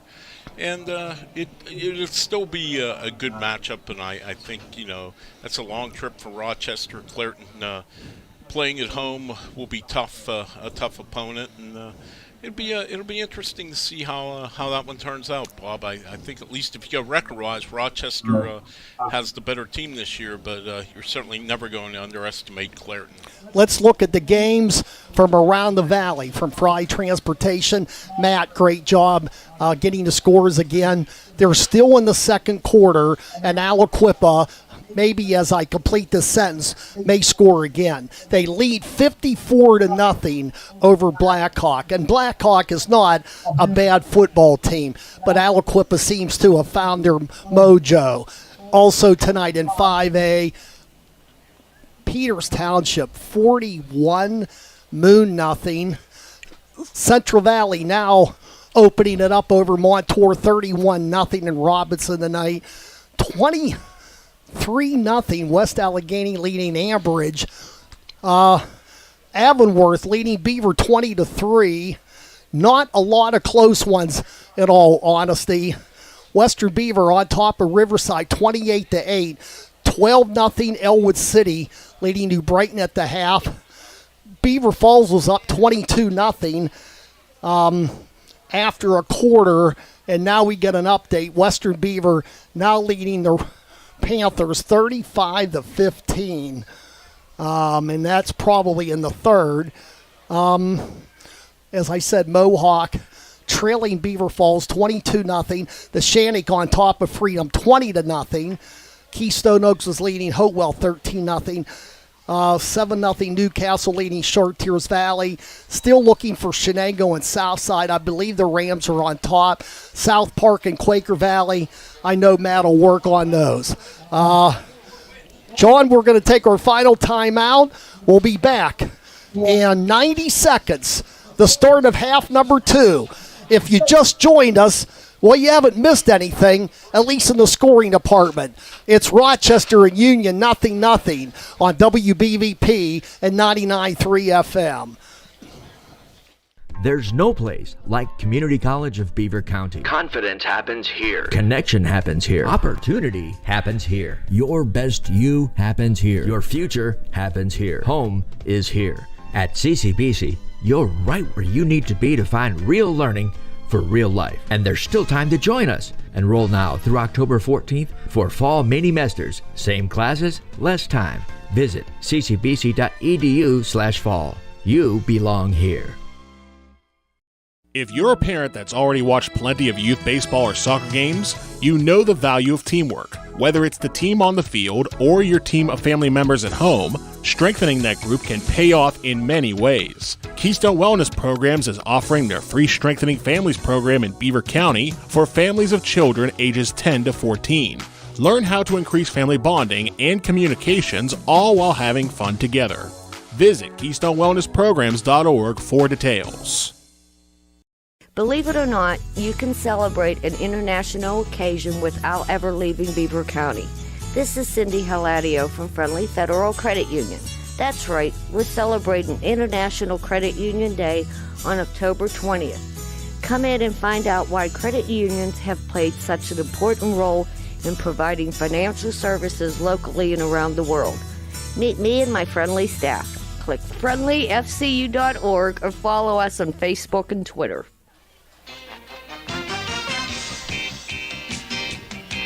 After deferring on the opening toss, Rochester will get the football first as we get ready to start the second half. Rochester and Union scoreless. Union has threatened a couple of times, especially late in the first half. Rochester offensively really has not done much. They got down to about the 20, but that was because of good defensive football and a nice return by Antonio Laurie. But the offense, and they're still learning the ropes under junior Jaden Norman with the knee injury that put Parker Lyons on the shelf. You have to feel for that young man. Jim Anthony, longtime Rochester follower up here in the press box, said 4 years of Parker Lyons, 4 seasons of injuries. It just shouldn't happen to a young man, a good young man that Parker Lyons is.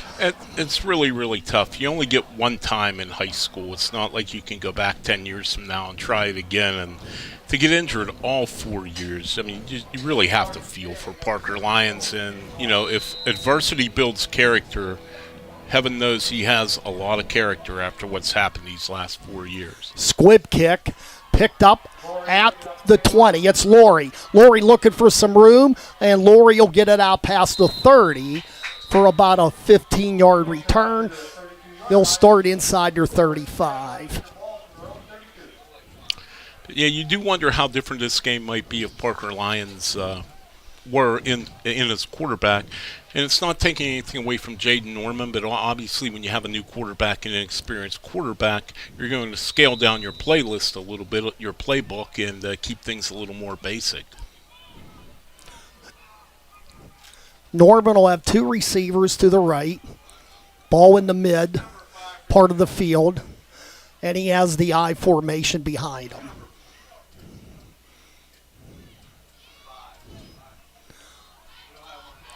And it's going to go to Curry this time. And he'll get to the 35, a gain of 2. You know, I think neither team has put that grinded out like 10 or 12 play drive together. And, you know, you just wonder, you got to think Rochester, at least that's what they're thinking, coming out, getting the ball in the second half. Hey, let's just pound away, nothing fancy. and let's be the first team to get on this scoreboard. And if it takes 5 or 6 minutes, it takes 5 or 6 minutes. So the Rams will send Dom Guido to the left on second down.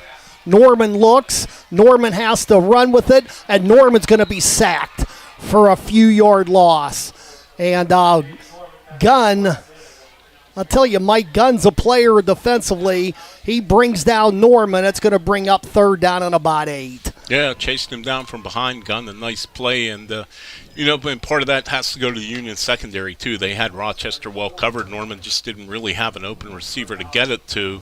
So he did pretty well to at least get a little something out of it, because it could have been a lot worse.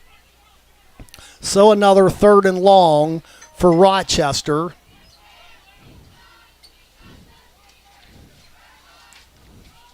And bobbling the ball is Norman, and he is going to be sacked. And there's a loose football. Are they going to give the ball to the Scotties? It would be the first turnover of the game, and Union will get it. The nice tackle made by Matt Stanley, the strip sack, and Union will take over at the Rochester 25. Matt Stanley's really asserted himself here as the game's gone on. They put him in the Wildcat formation. He moved them really well till they got double penalty, 2 15-yarders on the same play, and now he makes a big play on defense. And, we've said all along, Bob, a big break could decide this game, and Union certainly gets a big break here. So Union with another golden opportunity, and it's up to the Ram defense. And on first down, Thomas looked like he was going to be sacked, got out of congestion, gets it down to the 22 for a gain of 3. That was a nice play to get anything out of that, because I thought he was going to get thrown for about a 6 or 7 yard loss, but somehow he eluded the defender and made his way for a little bit of positive yardage. And Rochester's got to be a little frustrated on that one, because they nearly had a big play right back to start this drive.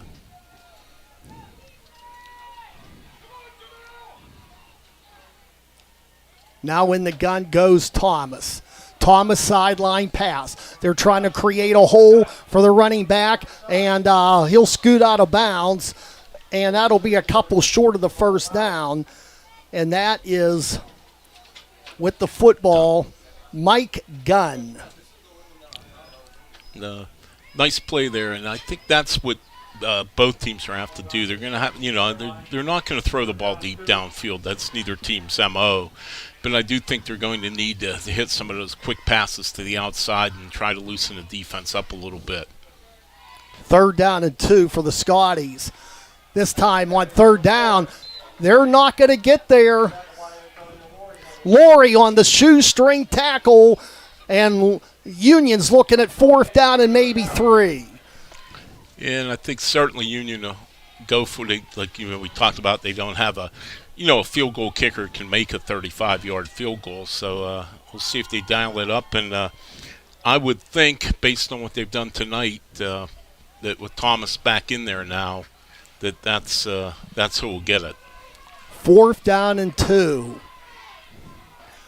for the Scotties. They have 3 receivers right. They'll talk it over. Kim Niobalo wants to chat with his troops. We'll take a minute timeout. 8:44 left in the 3rd quarter. There's still no score from Rochester Stadium on WBVP 99.3 and Trib Live. Have peace of mind that when an emergency strikes, we'll be there. That's why a Medic Rescue membership is so important. Medic Rescue has been Beaver County's #1 provider of emergency medical care and transport services for over 40 years. Our trained paramedics and emergency medical technicians are knowledgeable, experienced, and can evaluate emergencies quickly and accurately so that you get the life-saving care you need. Get the comfort that comes with a Medic Rescue membership. Call today, 724-728-3621. Medic Rescue, caring for our community.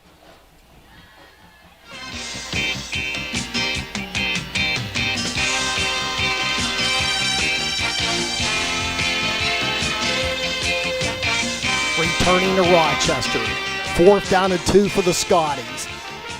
At the Ram 17. Thomas's pass, it's low, and it's skips, and Rochester will take over on downs at the 17. Well, Union's got to be kicking themselves. They've had a couple opportunities here at the end of the first half and now at the start of the second half to break this scoreless tie and just not able to execute with penalties and just a poorly thrown ball there by Thomas, who just underthrew it, and Rochester gets a big stop, and again, they'll try to put together a sustained drive here, which they haven't been able to do tonight.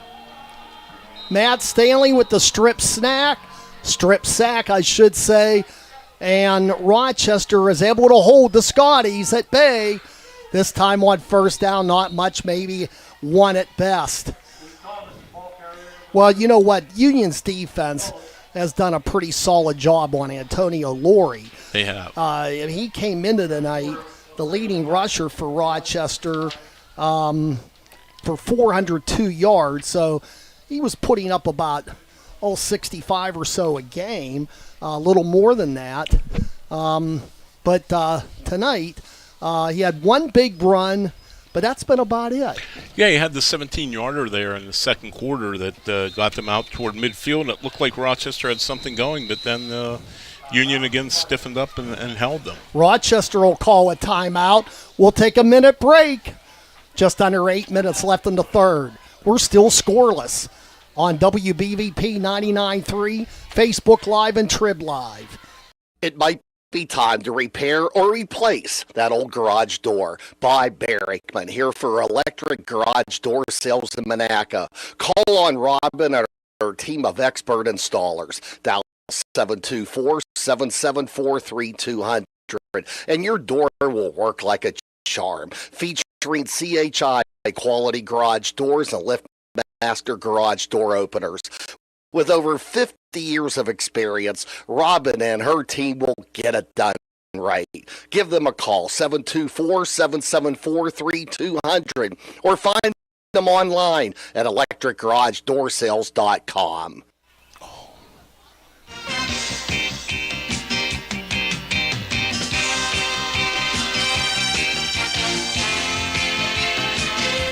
Rochester football, second down and 9.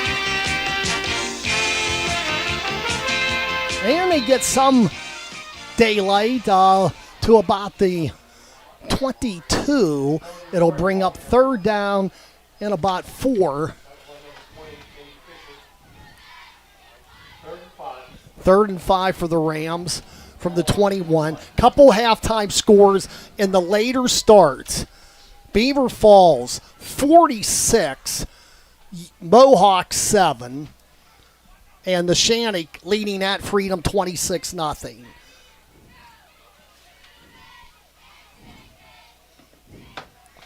Now third and 5 for the Rams. Pitch out goes to Laurie. Laurie trying, but he might be a tad shy of the first down unless he gets a favorable spot. The ball is going to be located just outside the 25. Is that enough to move the sticks? I think it might be, Bob. I'm curious if they'll measure this one.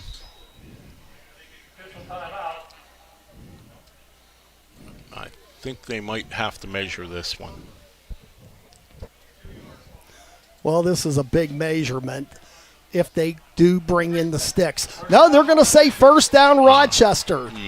If I'm Union, I'd ask for... I'd be a little upset they didn't measure that one. I don't know. That was awfully close. But, a good break for Rochester. And like I said, they need to grind it out, sustained drive here. And I think if you get that, you're going to have a really good chance to win this game as a low-scoring defensive battle, a no-scoring defensive battle. John, have we seen in the last couple of years how many fewer measurements there are made in high school football? Maybe the officials... Maybe the referees has gotten better optometrists in the last couple of years. Apparently, because I know the technology hasn't changed. It's not like, they have a surveying crew out to use a laser to figure out what's going on as far as the yard line. Yeah, I'm surprised in the games we've done this year. There's been multiple occasions where I'm waiting for them to bring the sticks out, and the sticks never came out. Now, I don't know. Maybe the stick crew is on strike. I don't know. Second down at 6. Full boat for Rochester, trying to get something going. And Laurie gets close. Look out, though. Union thinks they get the football, and they do. He tried for that extra yard, and it's a second Rochester turnover. Union will take over at the Ramp 34. Yeah, another turnover for Rochester, and they're really putting the pressure on the defense here. And so far, the defense has risen to the occasion each time. But, boy, the more times you give your opponent a short field, eventually you have a bad feeling something if they keep getting the ball that close to the end zone, eventually they'll find the end zone. And now Rochester's defense, again, will have to come up big for seemingly about the 20th time tonight. Well, John, you took the words out of my mouth. How many times can that defense go out on the field and stop them? But on first down, not bad. They might have gotten a yard or so, and it's second down for the Scotties. Yeah, and conversely, if you're Union's offense, you've got to be getting frustrated at this point. You're getting good field position. You keep getting good field position, but yet you're not able to capitalize on it. And the one time they almost did, they hurt themselves with the back-to-back 15-yard penalties on the same play. Thomas, who's been behind center most of the night, looks, passes over the middle, and is it a catch? It is a reception and a nice grab, and Union's barking at the door at the 12-yard line. Was a nice grab. I wasn't sure if he got it or not because the receiver's back was to us, but the official right there and called it a catch, and a good catch because it almost hit the ground. Dane Jonke with the grab for the Scotties, and they are threatening with about 5 minutes to go in the third period. This time on first down, it's Thomas. Thomas, though, is going to be bunched up, might have gotten a yard. You know, curious to see if they may throw again because it seems like they're finally getting a little bit going with the passing game. Not a whole lot, but they've hit a couple of passes here late in the first half and now here in the third quarter. 2nd and 9 for Union.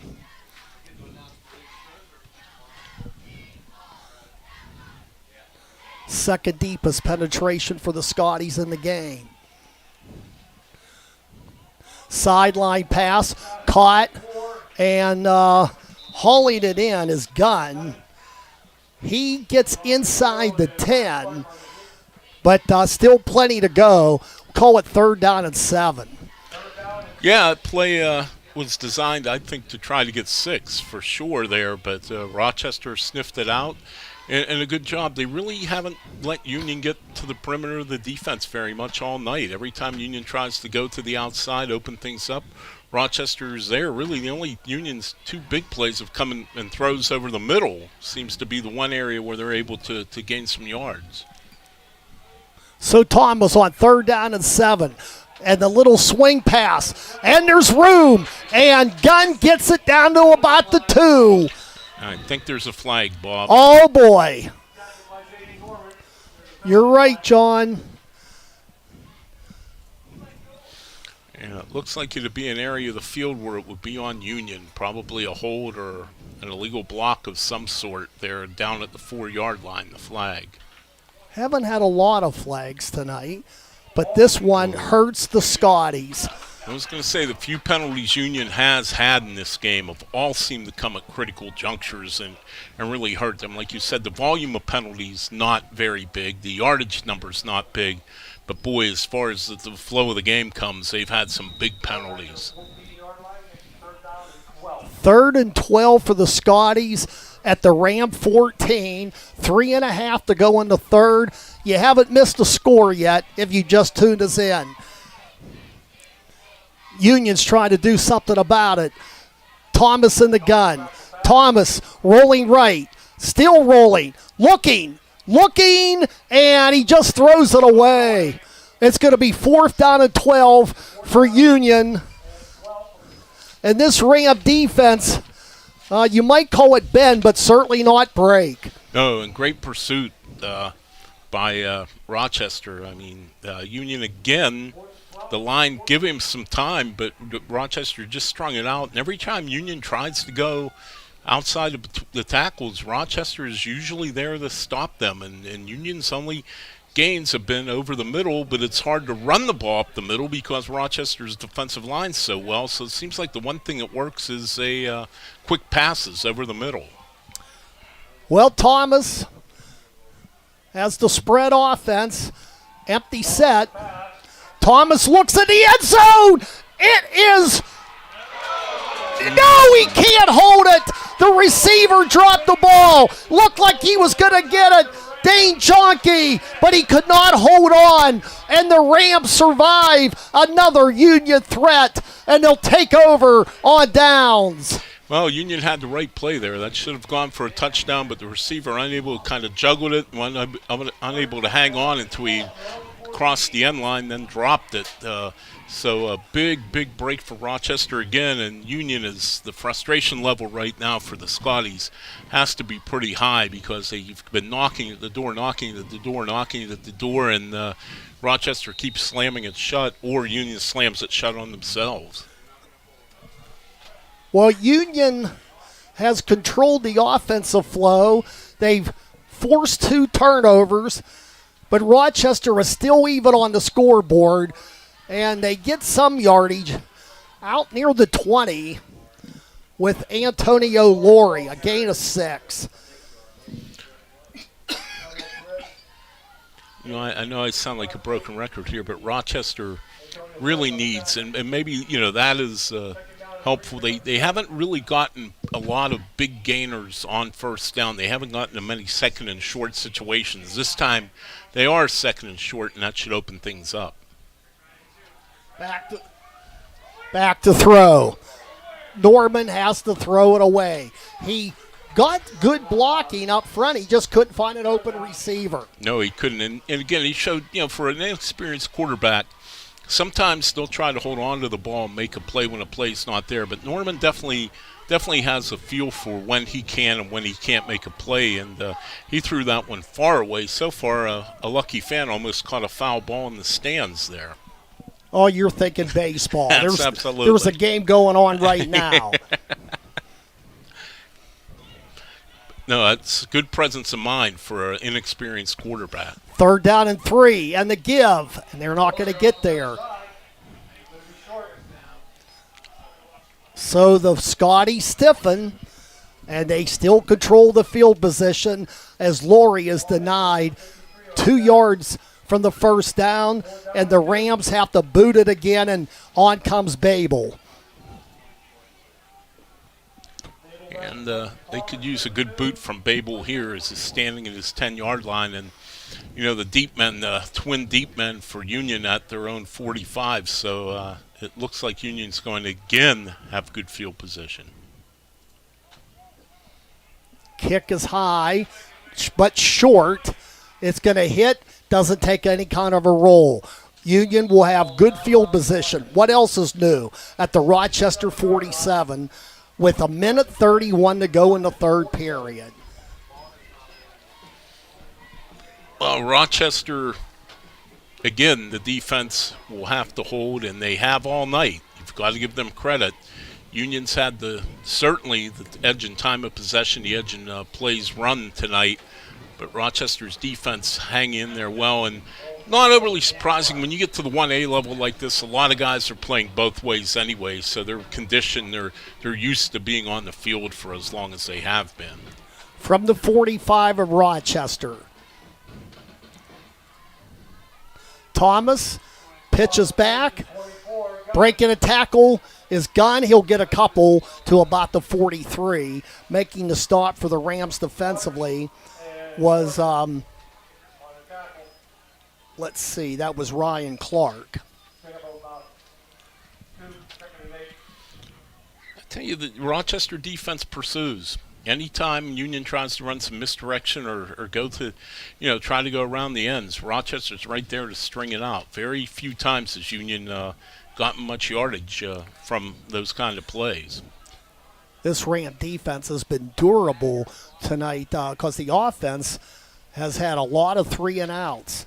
3 receivers to the right. This is a backward pass, and it's going to be a big sack in the backfield, and getting in there to say hello for Rochester was Michael Norman.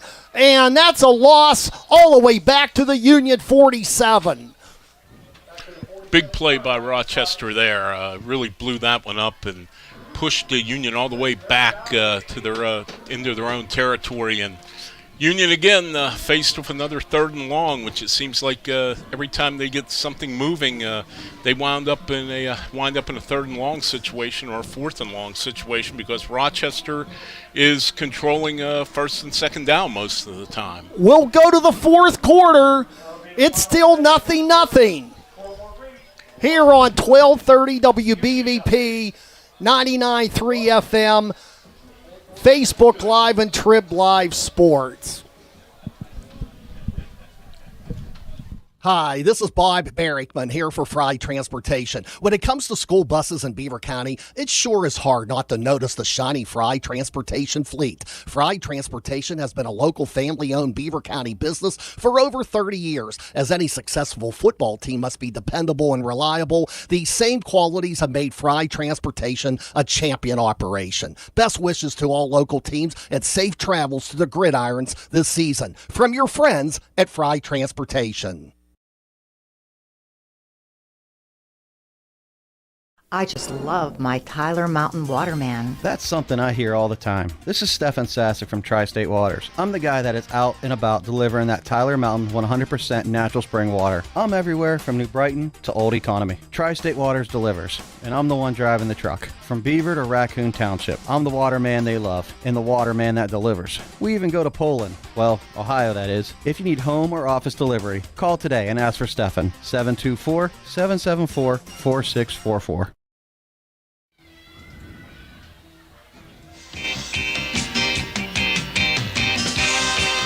Well, it's 0-0 here. It was 54-0. Aliquippa leading Blackhawk on WNBA with Rod Matsey and Mike Azadian. Might be quiet at Blackhawk because of the mercy rule.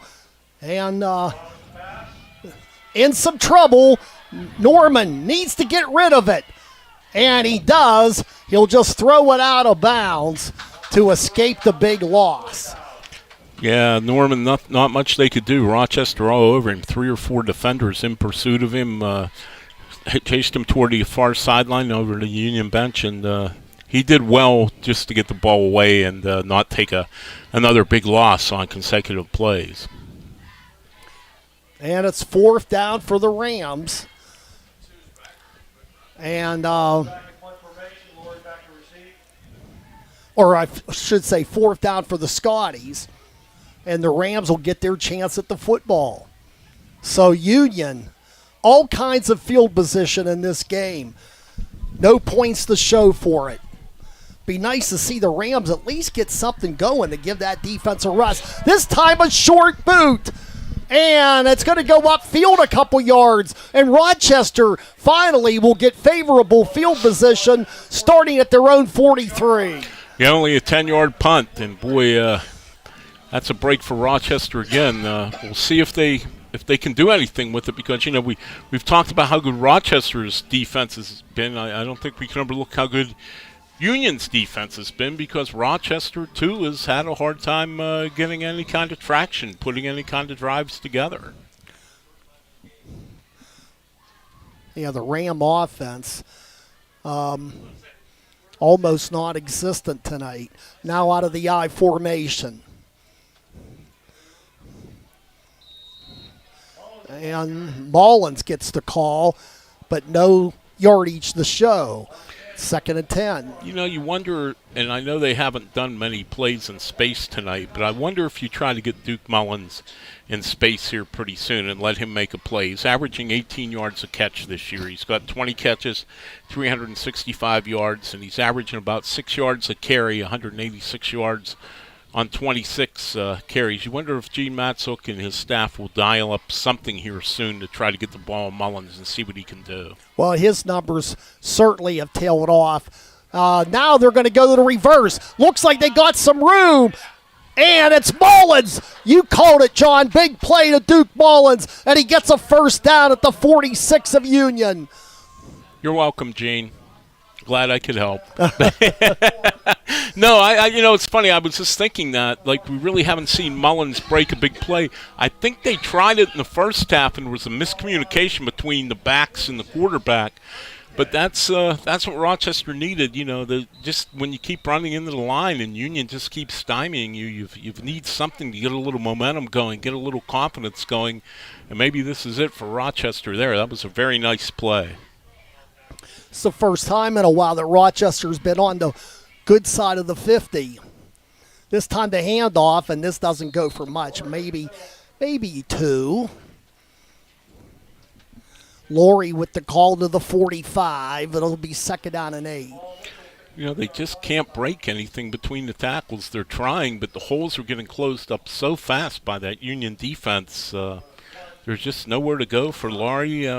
He's trying. He's giving his best effort tonight, but it's just nowhere to go. And again, it's a credit to the Union defense. They're just they're everywhere Rochester tries to go, especially in between the tackles. Back split in the open set.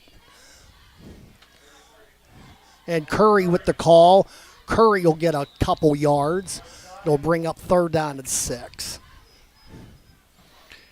I don't want to speak too soon because it's just under 10 minutes left in the game. But, boy, the longer this game goes, you get the feeling we're going to go to overtime, 0-0. I mean, I could be wrong. I said that last week, Western Beaver Freedom with Mike Azadian when it was 6-6, and Freedom had the misfortune of a bad snap on a punt that gave Western Beaver the ball at the Freedom 1-yard line, and they punched in to go-ahead touchdown with around 4 minutes left. But this game sure has that feeling. Norman, screen, and it's going to fall short of the receiver. Laurie slipped. I don't think it would have gotten to him anyway. And it's 4th down. Gene Matsuk, you would like to see him gamble, but the smartest thing to do, turn the field position your way, and the punting unit comes on. Yeah, I can't quibble with Gene on that one. I think he's doing the right thing, and I would certainly do the same thing if I were in his position. And, I feel for Norman, when he has the few times they've had pass plays, he's had no time to throw. The Union defense is putting on quite a good pass rush whenever Rochester's drops back to throw. Patrick Babel to boot. Fielded at the 15. And there's a little bit of room to run. They get out past the 30. Nice return by Braden Thomas, excuse me. Union will take over at their own 31.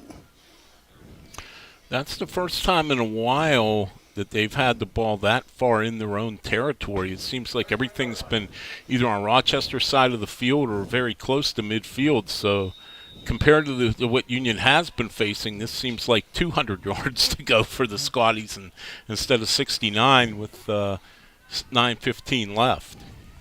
In the 4th quarter. Still no score.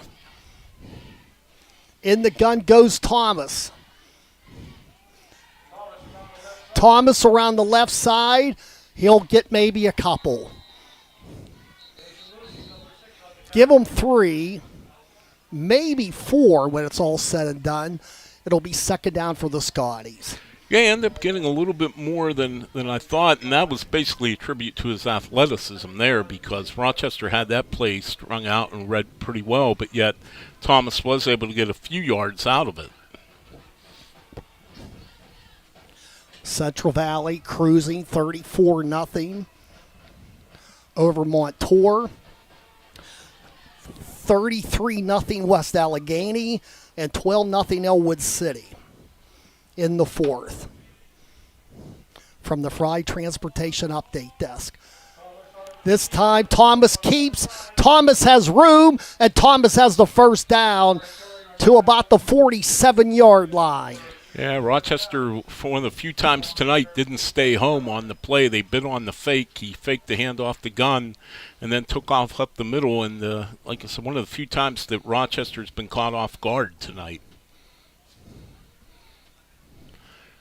So they bite on the fake, and now Union up to the Rochester 47 here with a little over 8 minutes left. Try to get you an update on the WNBA game. That game's got to be close to being over with the Mercy Roll kicking in after halftime. This time on first down and nothing doing. And the Rams were ready. And getting in there to make the stop for Rochester, and that was Adam Scher. And Norman, that's right, Michael Norman again with his hand in the play. Union looking at 2nd and 10. 7:20 to go in the fourth. If nothing gets decided in regulation, each team will have a chance from the other's 10. Thomas throws, got a receiver. First down Union, big play for the Scotties. That's the one thing that has worked for Union tonight consistently. Not that they've ran it too many times, but they seem to get the crossing patterns over the middle. They're able to get that seems to be the one soft spot tonight in Rochester's defense is the medium range pass in the middle of the field. For whatever reason, Union's exploited that. But hold the phone. We have a penalty against Union. So nullify the big first down catch by Matt Stanley. Wow.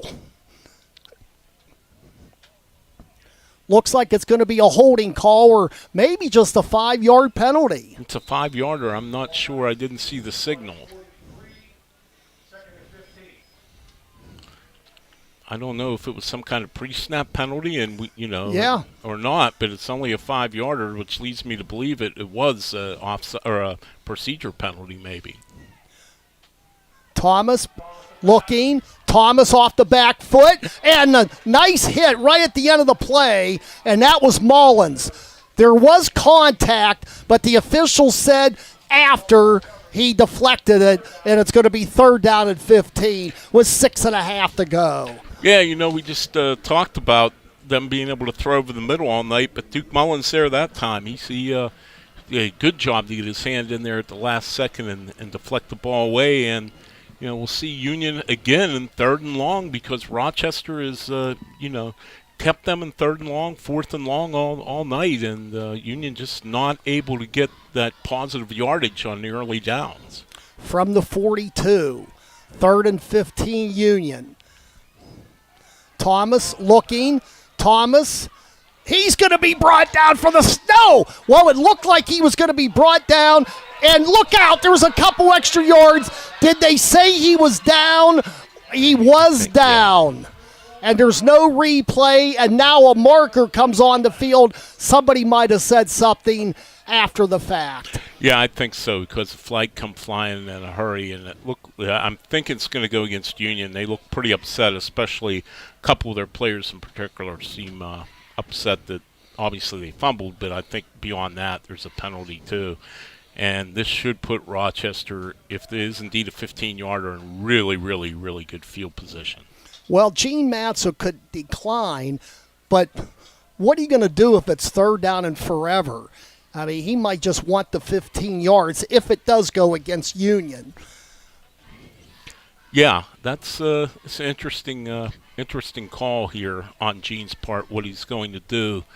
The clock is still 6:16 left, so you theoretically have some time to put together a scoring drive and maybe make them run 3rd down over again.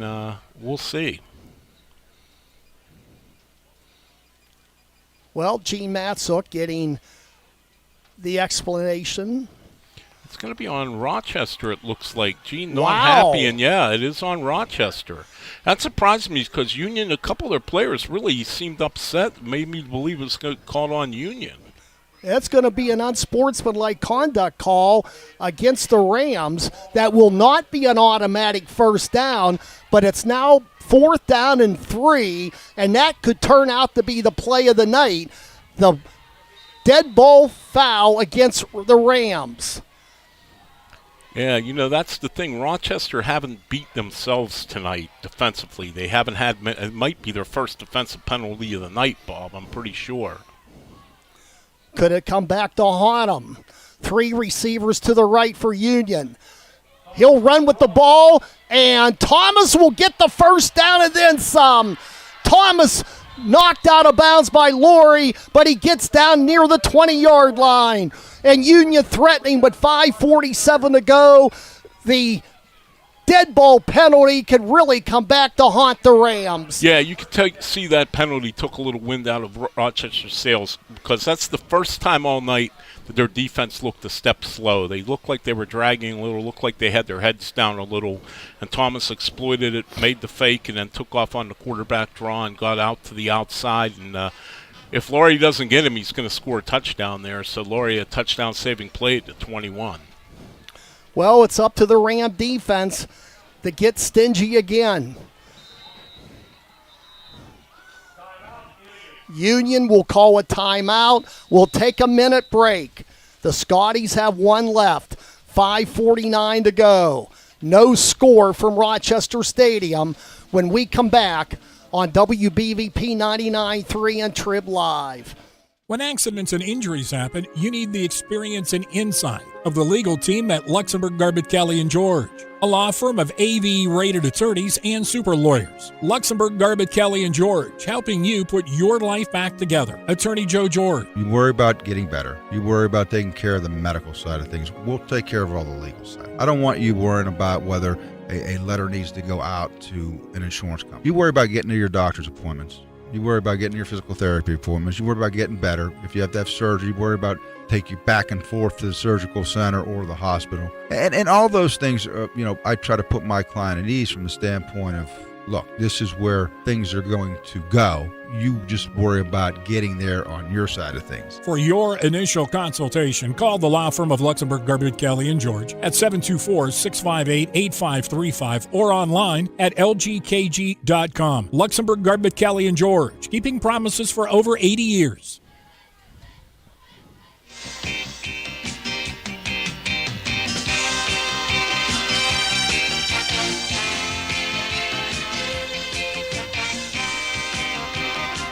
First down for Union. A pass. And it's complete. They'll get about 5 yards on the play. Boy, it looks like that penalty, Bob. Gun on the catch there, I believe. And wind that really seems to have taken some wind out of Rochester's sails here, and it seemed to have kind of rejuvenated the Union offense, because 2 big gainers in a row, and you can feel the momentum shifting here late in the game with 5:15 to go.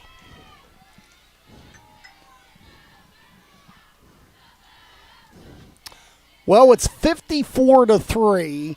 Blackhawk gets a field goal, and this time on second down will be a loss of a yard or so. Thomas cannot get anything going, and the Ram defense answers the challenge. And they needed to. That was a big play for Rochester. Union's had them on their heels the last couple plays, and for one of the very few times tonight, I might add, Rochester settled down and made a big play. And again, Cornell in a big third down play. And it seems like they've been third down on every play tonight's been third down for Union, I should say. Amari Curry on the stop. It's 3rd down and 5 for Union. 4:20 to go. Thomas looks, passes, it's intercepted! And Rochester will take the touchback. That's Jaden Norman. He hasn't done much offensively, but he saves his team in the waning moments. And it's still 0-0. First turnover of the game for Union. Jaden Norman coming up big with definitely the play of the night so far for Rochester. And second week in a row, an interception for Jaden Norman. And boy, did they need that. It's daunting to think they're going to move 80 yards in 4 minutes and 11 seconds. I'll be curious to see if they try something here. Try to hit a big play maybe right here on first down now that all of a sudden the momentum shifted back to Rochester. Union only has 1 timeout. If the Rams can muster a first down or two, Union would not have much time. That's the key, though. Can this Ram offense muster a first down? You know what you might be thinking if you're Gene Matzook, and I'm just speculating what he might be thinking. You have a young quarterback. You're not going to be able to pass the ball down the field, and the way they're running, it's going to take a lot of time to cover 80 yards. You just wonder if they want to grind out a first down or two and maybe just take their chances going to overtime, nothing. And I hate to say they're punting on this with 4 minutes, 3.5 to go, but it makes some sense. 2nd down and 9 for the Rams at their 21. In motion goes Mullins. He'll take the pitch to the right.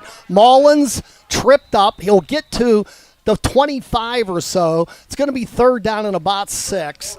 It's gotten interesting at Oak Hill. Elwood City 12, New Brighton 7. That's in the 4th quarter. New Brighton looking for its first win for new head coach Tony Kiltori and the Wolverines with that 12-7 lead from the Fry Transportation Update Desk. Now, Rochester 3rd down. This is I'm kind of stating the obvious here, Bob, but they really, really need to convert this 3rd down because they are fairly deep in their own territory. You don't want to give Union yet another shot in Rochester territory, and they're going to talk this one over, and I'm not surprised. It's a big play in the game right here. We'll take a minute timeout. Both teams down to a minute break. 2:41 to go. No score. Rochester and Union. We continue on WBVP and 99.3. I just love my Tyler Mountain Waterman. That's something I hear all the time. I'm Dave Logan with Tri-State Waters, and we deliver everywhere in the Tri-State area. From North Sewickley to South Heights, we deliver from East Liverpool to West Mayfield. We even deliver to the island, well, Neville Island that is. No matter what direction your home or business is, we'll deliver and let you fall in love with your waterman too. Call Tri-State Waters at 724-774-4644.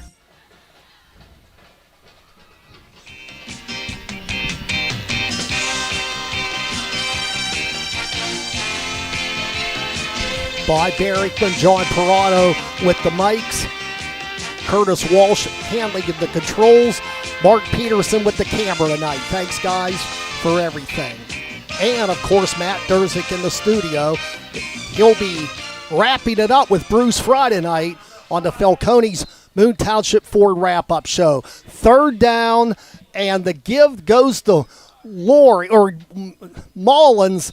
Not enough for the first down.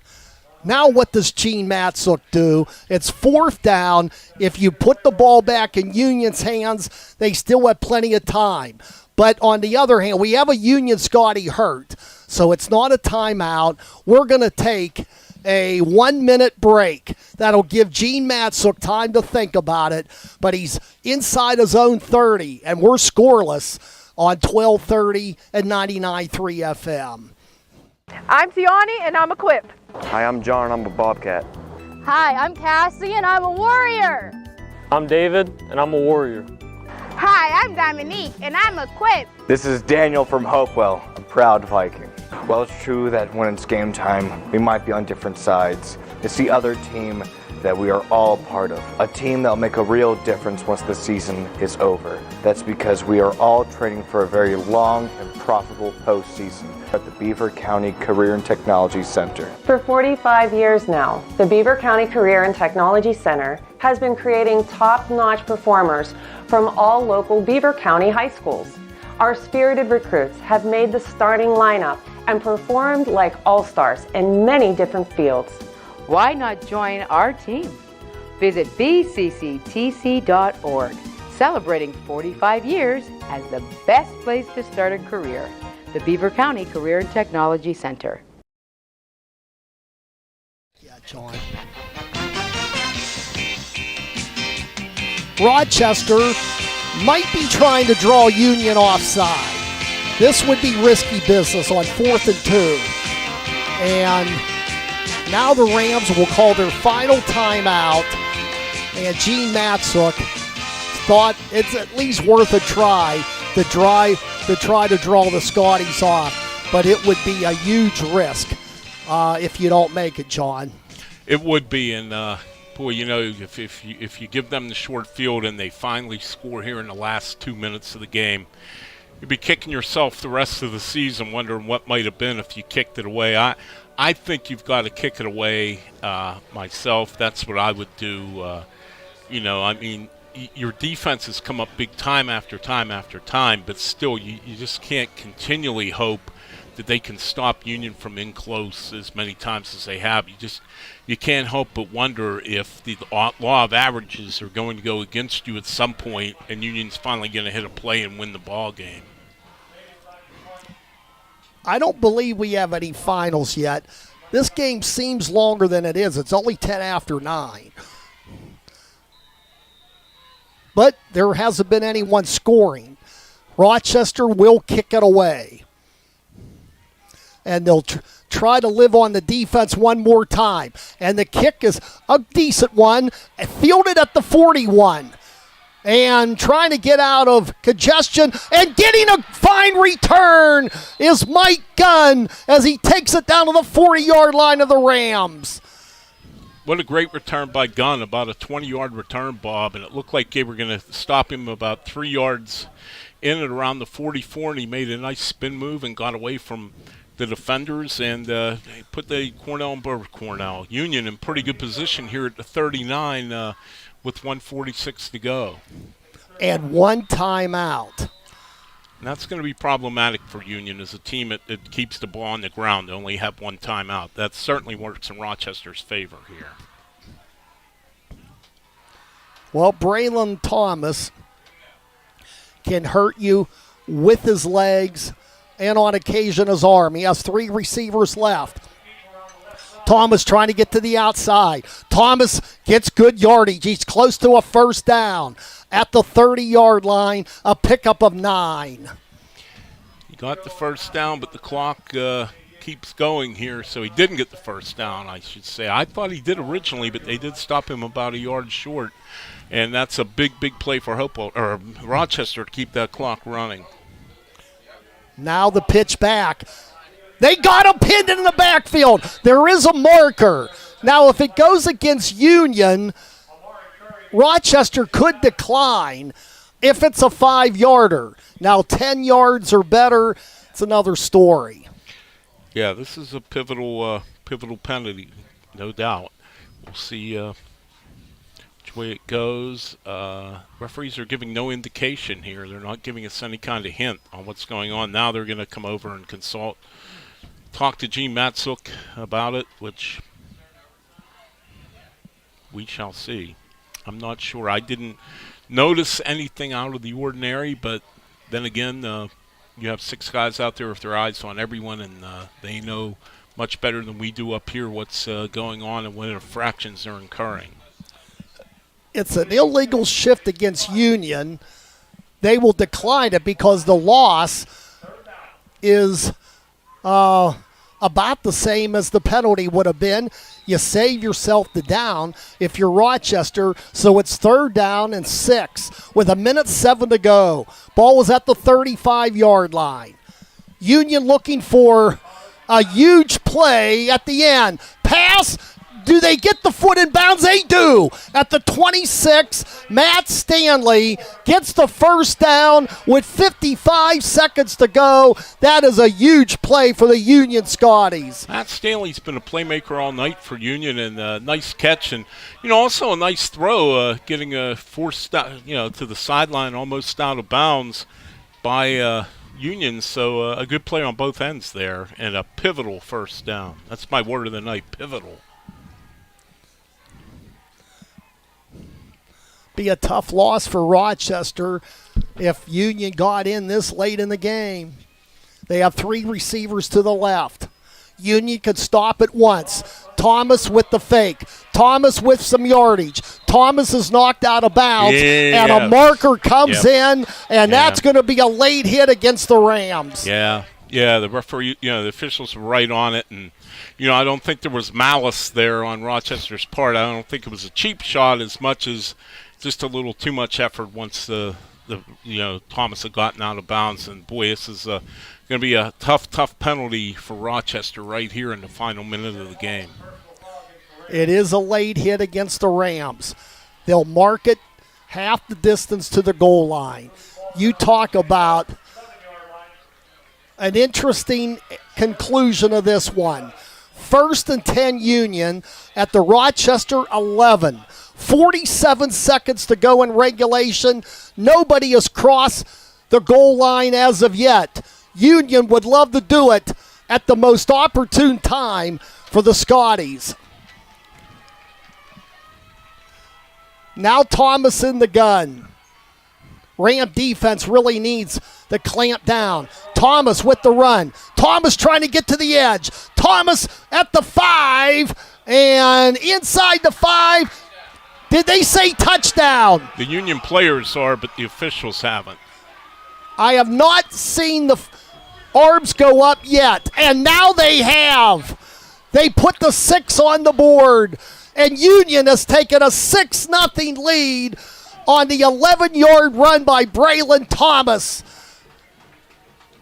Oh, my goodness. Well, so much stress has been put on this Rochester defense, and it's played so admirably all night, Bob.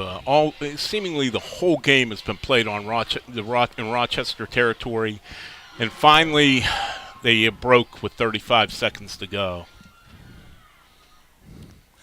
So they're going to go for 2. Thomas looks, end zone. Ball was picked off in the end zone. And that was Jaden Norman. But Rochester needs to go who knows how many yards. It would take a great kickoff return. The Rams could stop it once. We'll take a 30-second timeout. It's 6-0 Union. 35 seconds to go on Beaver County Radio, WBVP and 99.3 FM.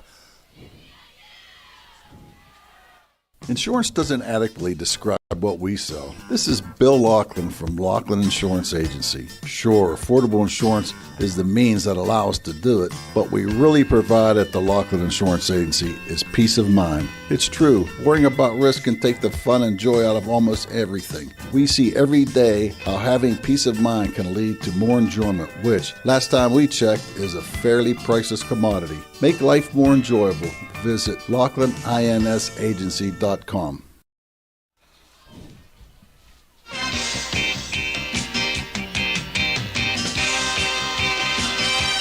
Well, we might have bonus action from Chippewa, even though in all fairness, it's been a romp for the Quips tonight. 54-3, leading Blackhawk after 3 on WNBA. Well, the ball goes out of bounds, so Rochester has the option to start from their own 35.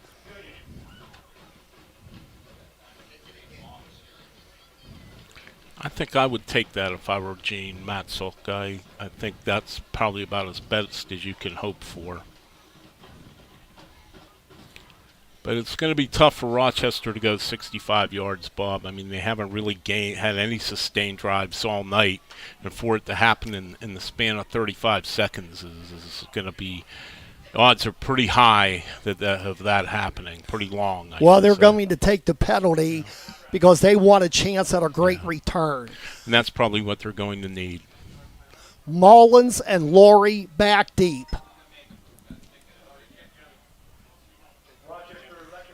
Looks like we have our first final of the night. 48-8, Peters Township over Moon.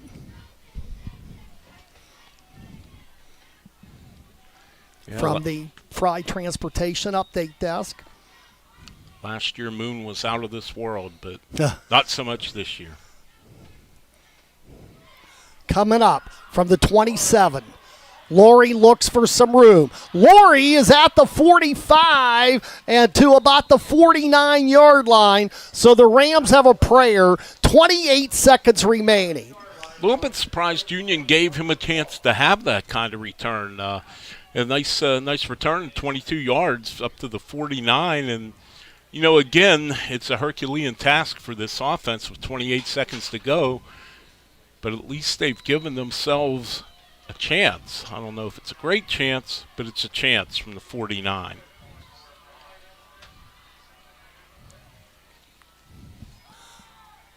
Norman's pass, it's caught, but it's going to run clock.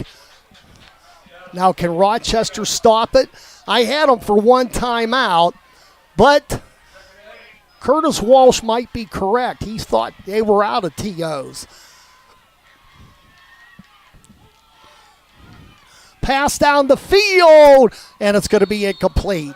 Tried to go to Mullins, but there were 3 white jerseys around him. Yeah, 3 around him and 3 not too far away as well. So almost 6 players within about a 7-8 yard radius of Mullins there. And I mean, obviously, Union is going to play as many guys back as possible to prevent the last thing you want is a 50-yard touchdown on the last play of the game. And this almost certainly will be the last play with just 4 seconds left. We'll have our CCBC players of the game and recap the scoring during our Electric Garage Door Sales post game. We could be 1 play away from the post.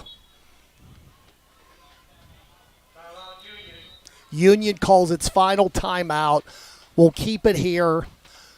Final win, Peters Township 48, Moon 8. We'll bring you the completion of the Aliquippa Blackhawk game. That game, kind of a surprise. I don't know if there was some stoppage. I won't speculate. But the bottom line is, through 3, the Quips were on top 54-3.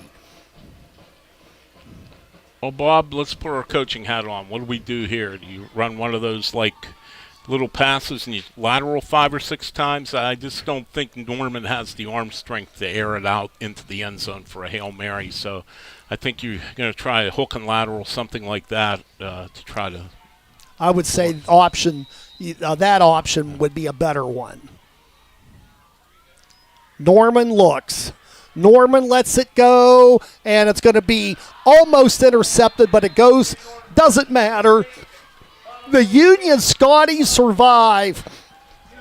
They score a touchdown with 35 seconds to go, and it was enough. They escape this Big 7 battle. Final score, Union 6, Rochester nothing. Our Electric Garage Door Sales postgame show coming up next on 1230 WBVP 99.3 FM, presented by St. Barnabas, Facebook Live, and the Trib Live High School Sports Network.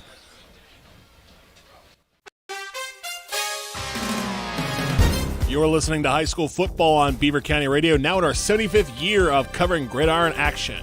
Coverage is being brought to you by Friendly Federal Credit Union, the Lockwood Insurance Agency, Falcone's Moon Township Board, Electric Garage Door Sales, Fry Transportation, Luxembourg Garbett Kelly and George, Dr. C. Timothy Lipp, the Community College of Beaver County, Keystone Wellness Programs, the Beaver Falls Municipal Authority, Drug Free Aliquippa, the Beaver County Career Technology Center, Tri-State Waters, Medic Rescue, and Beaver County Radio.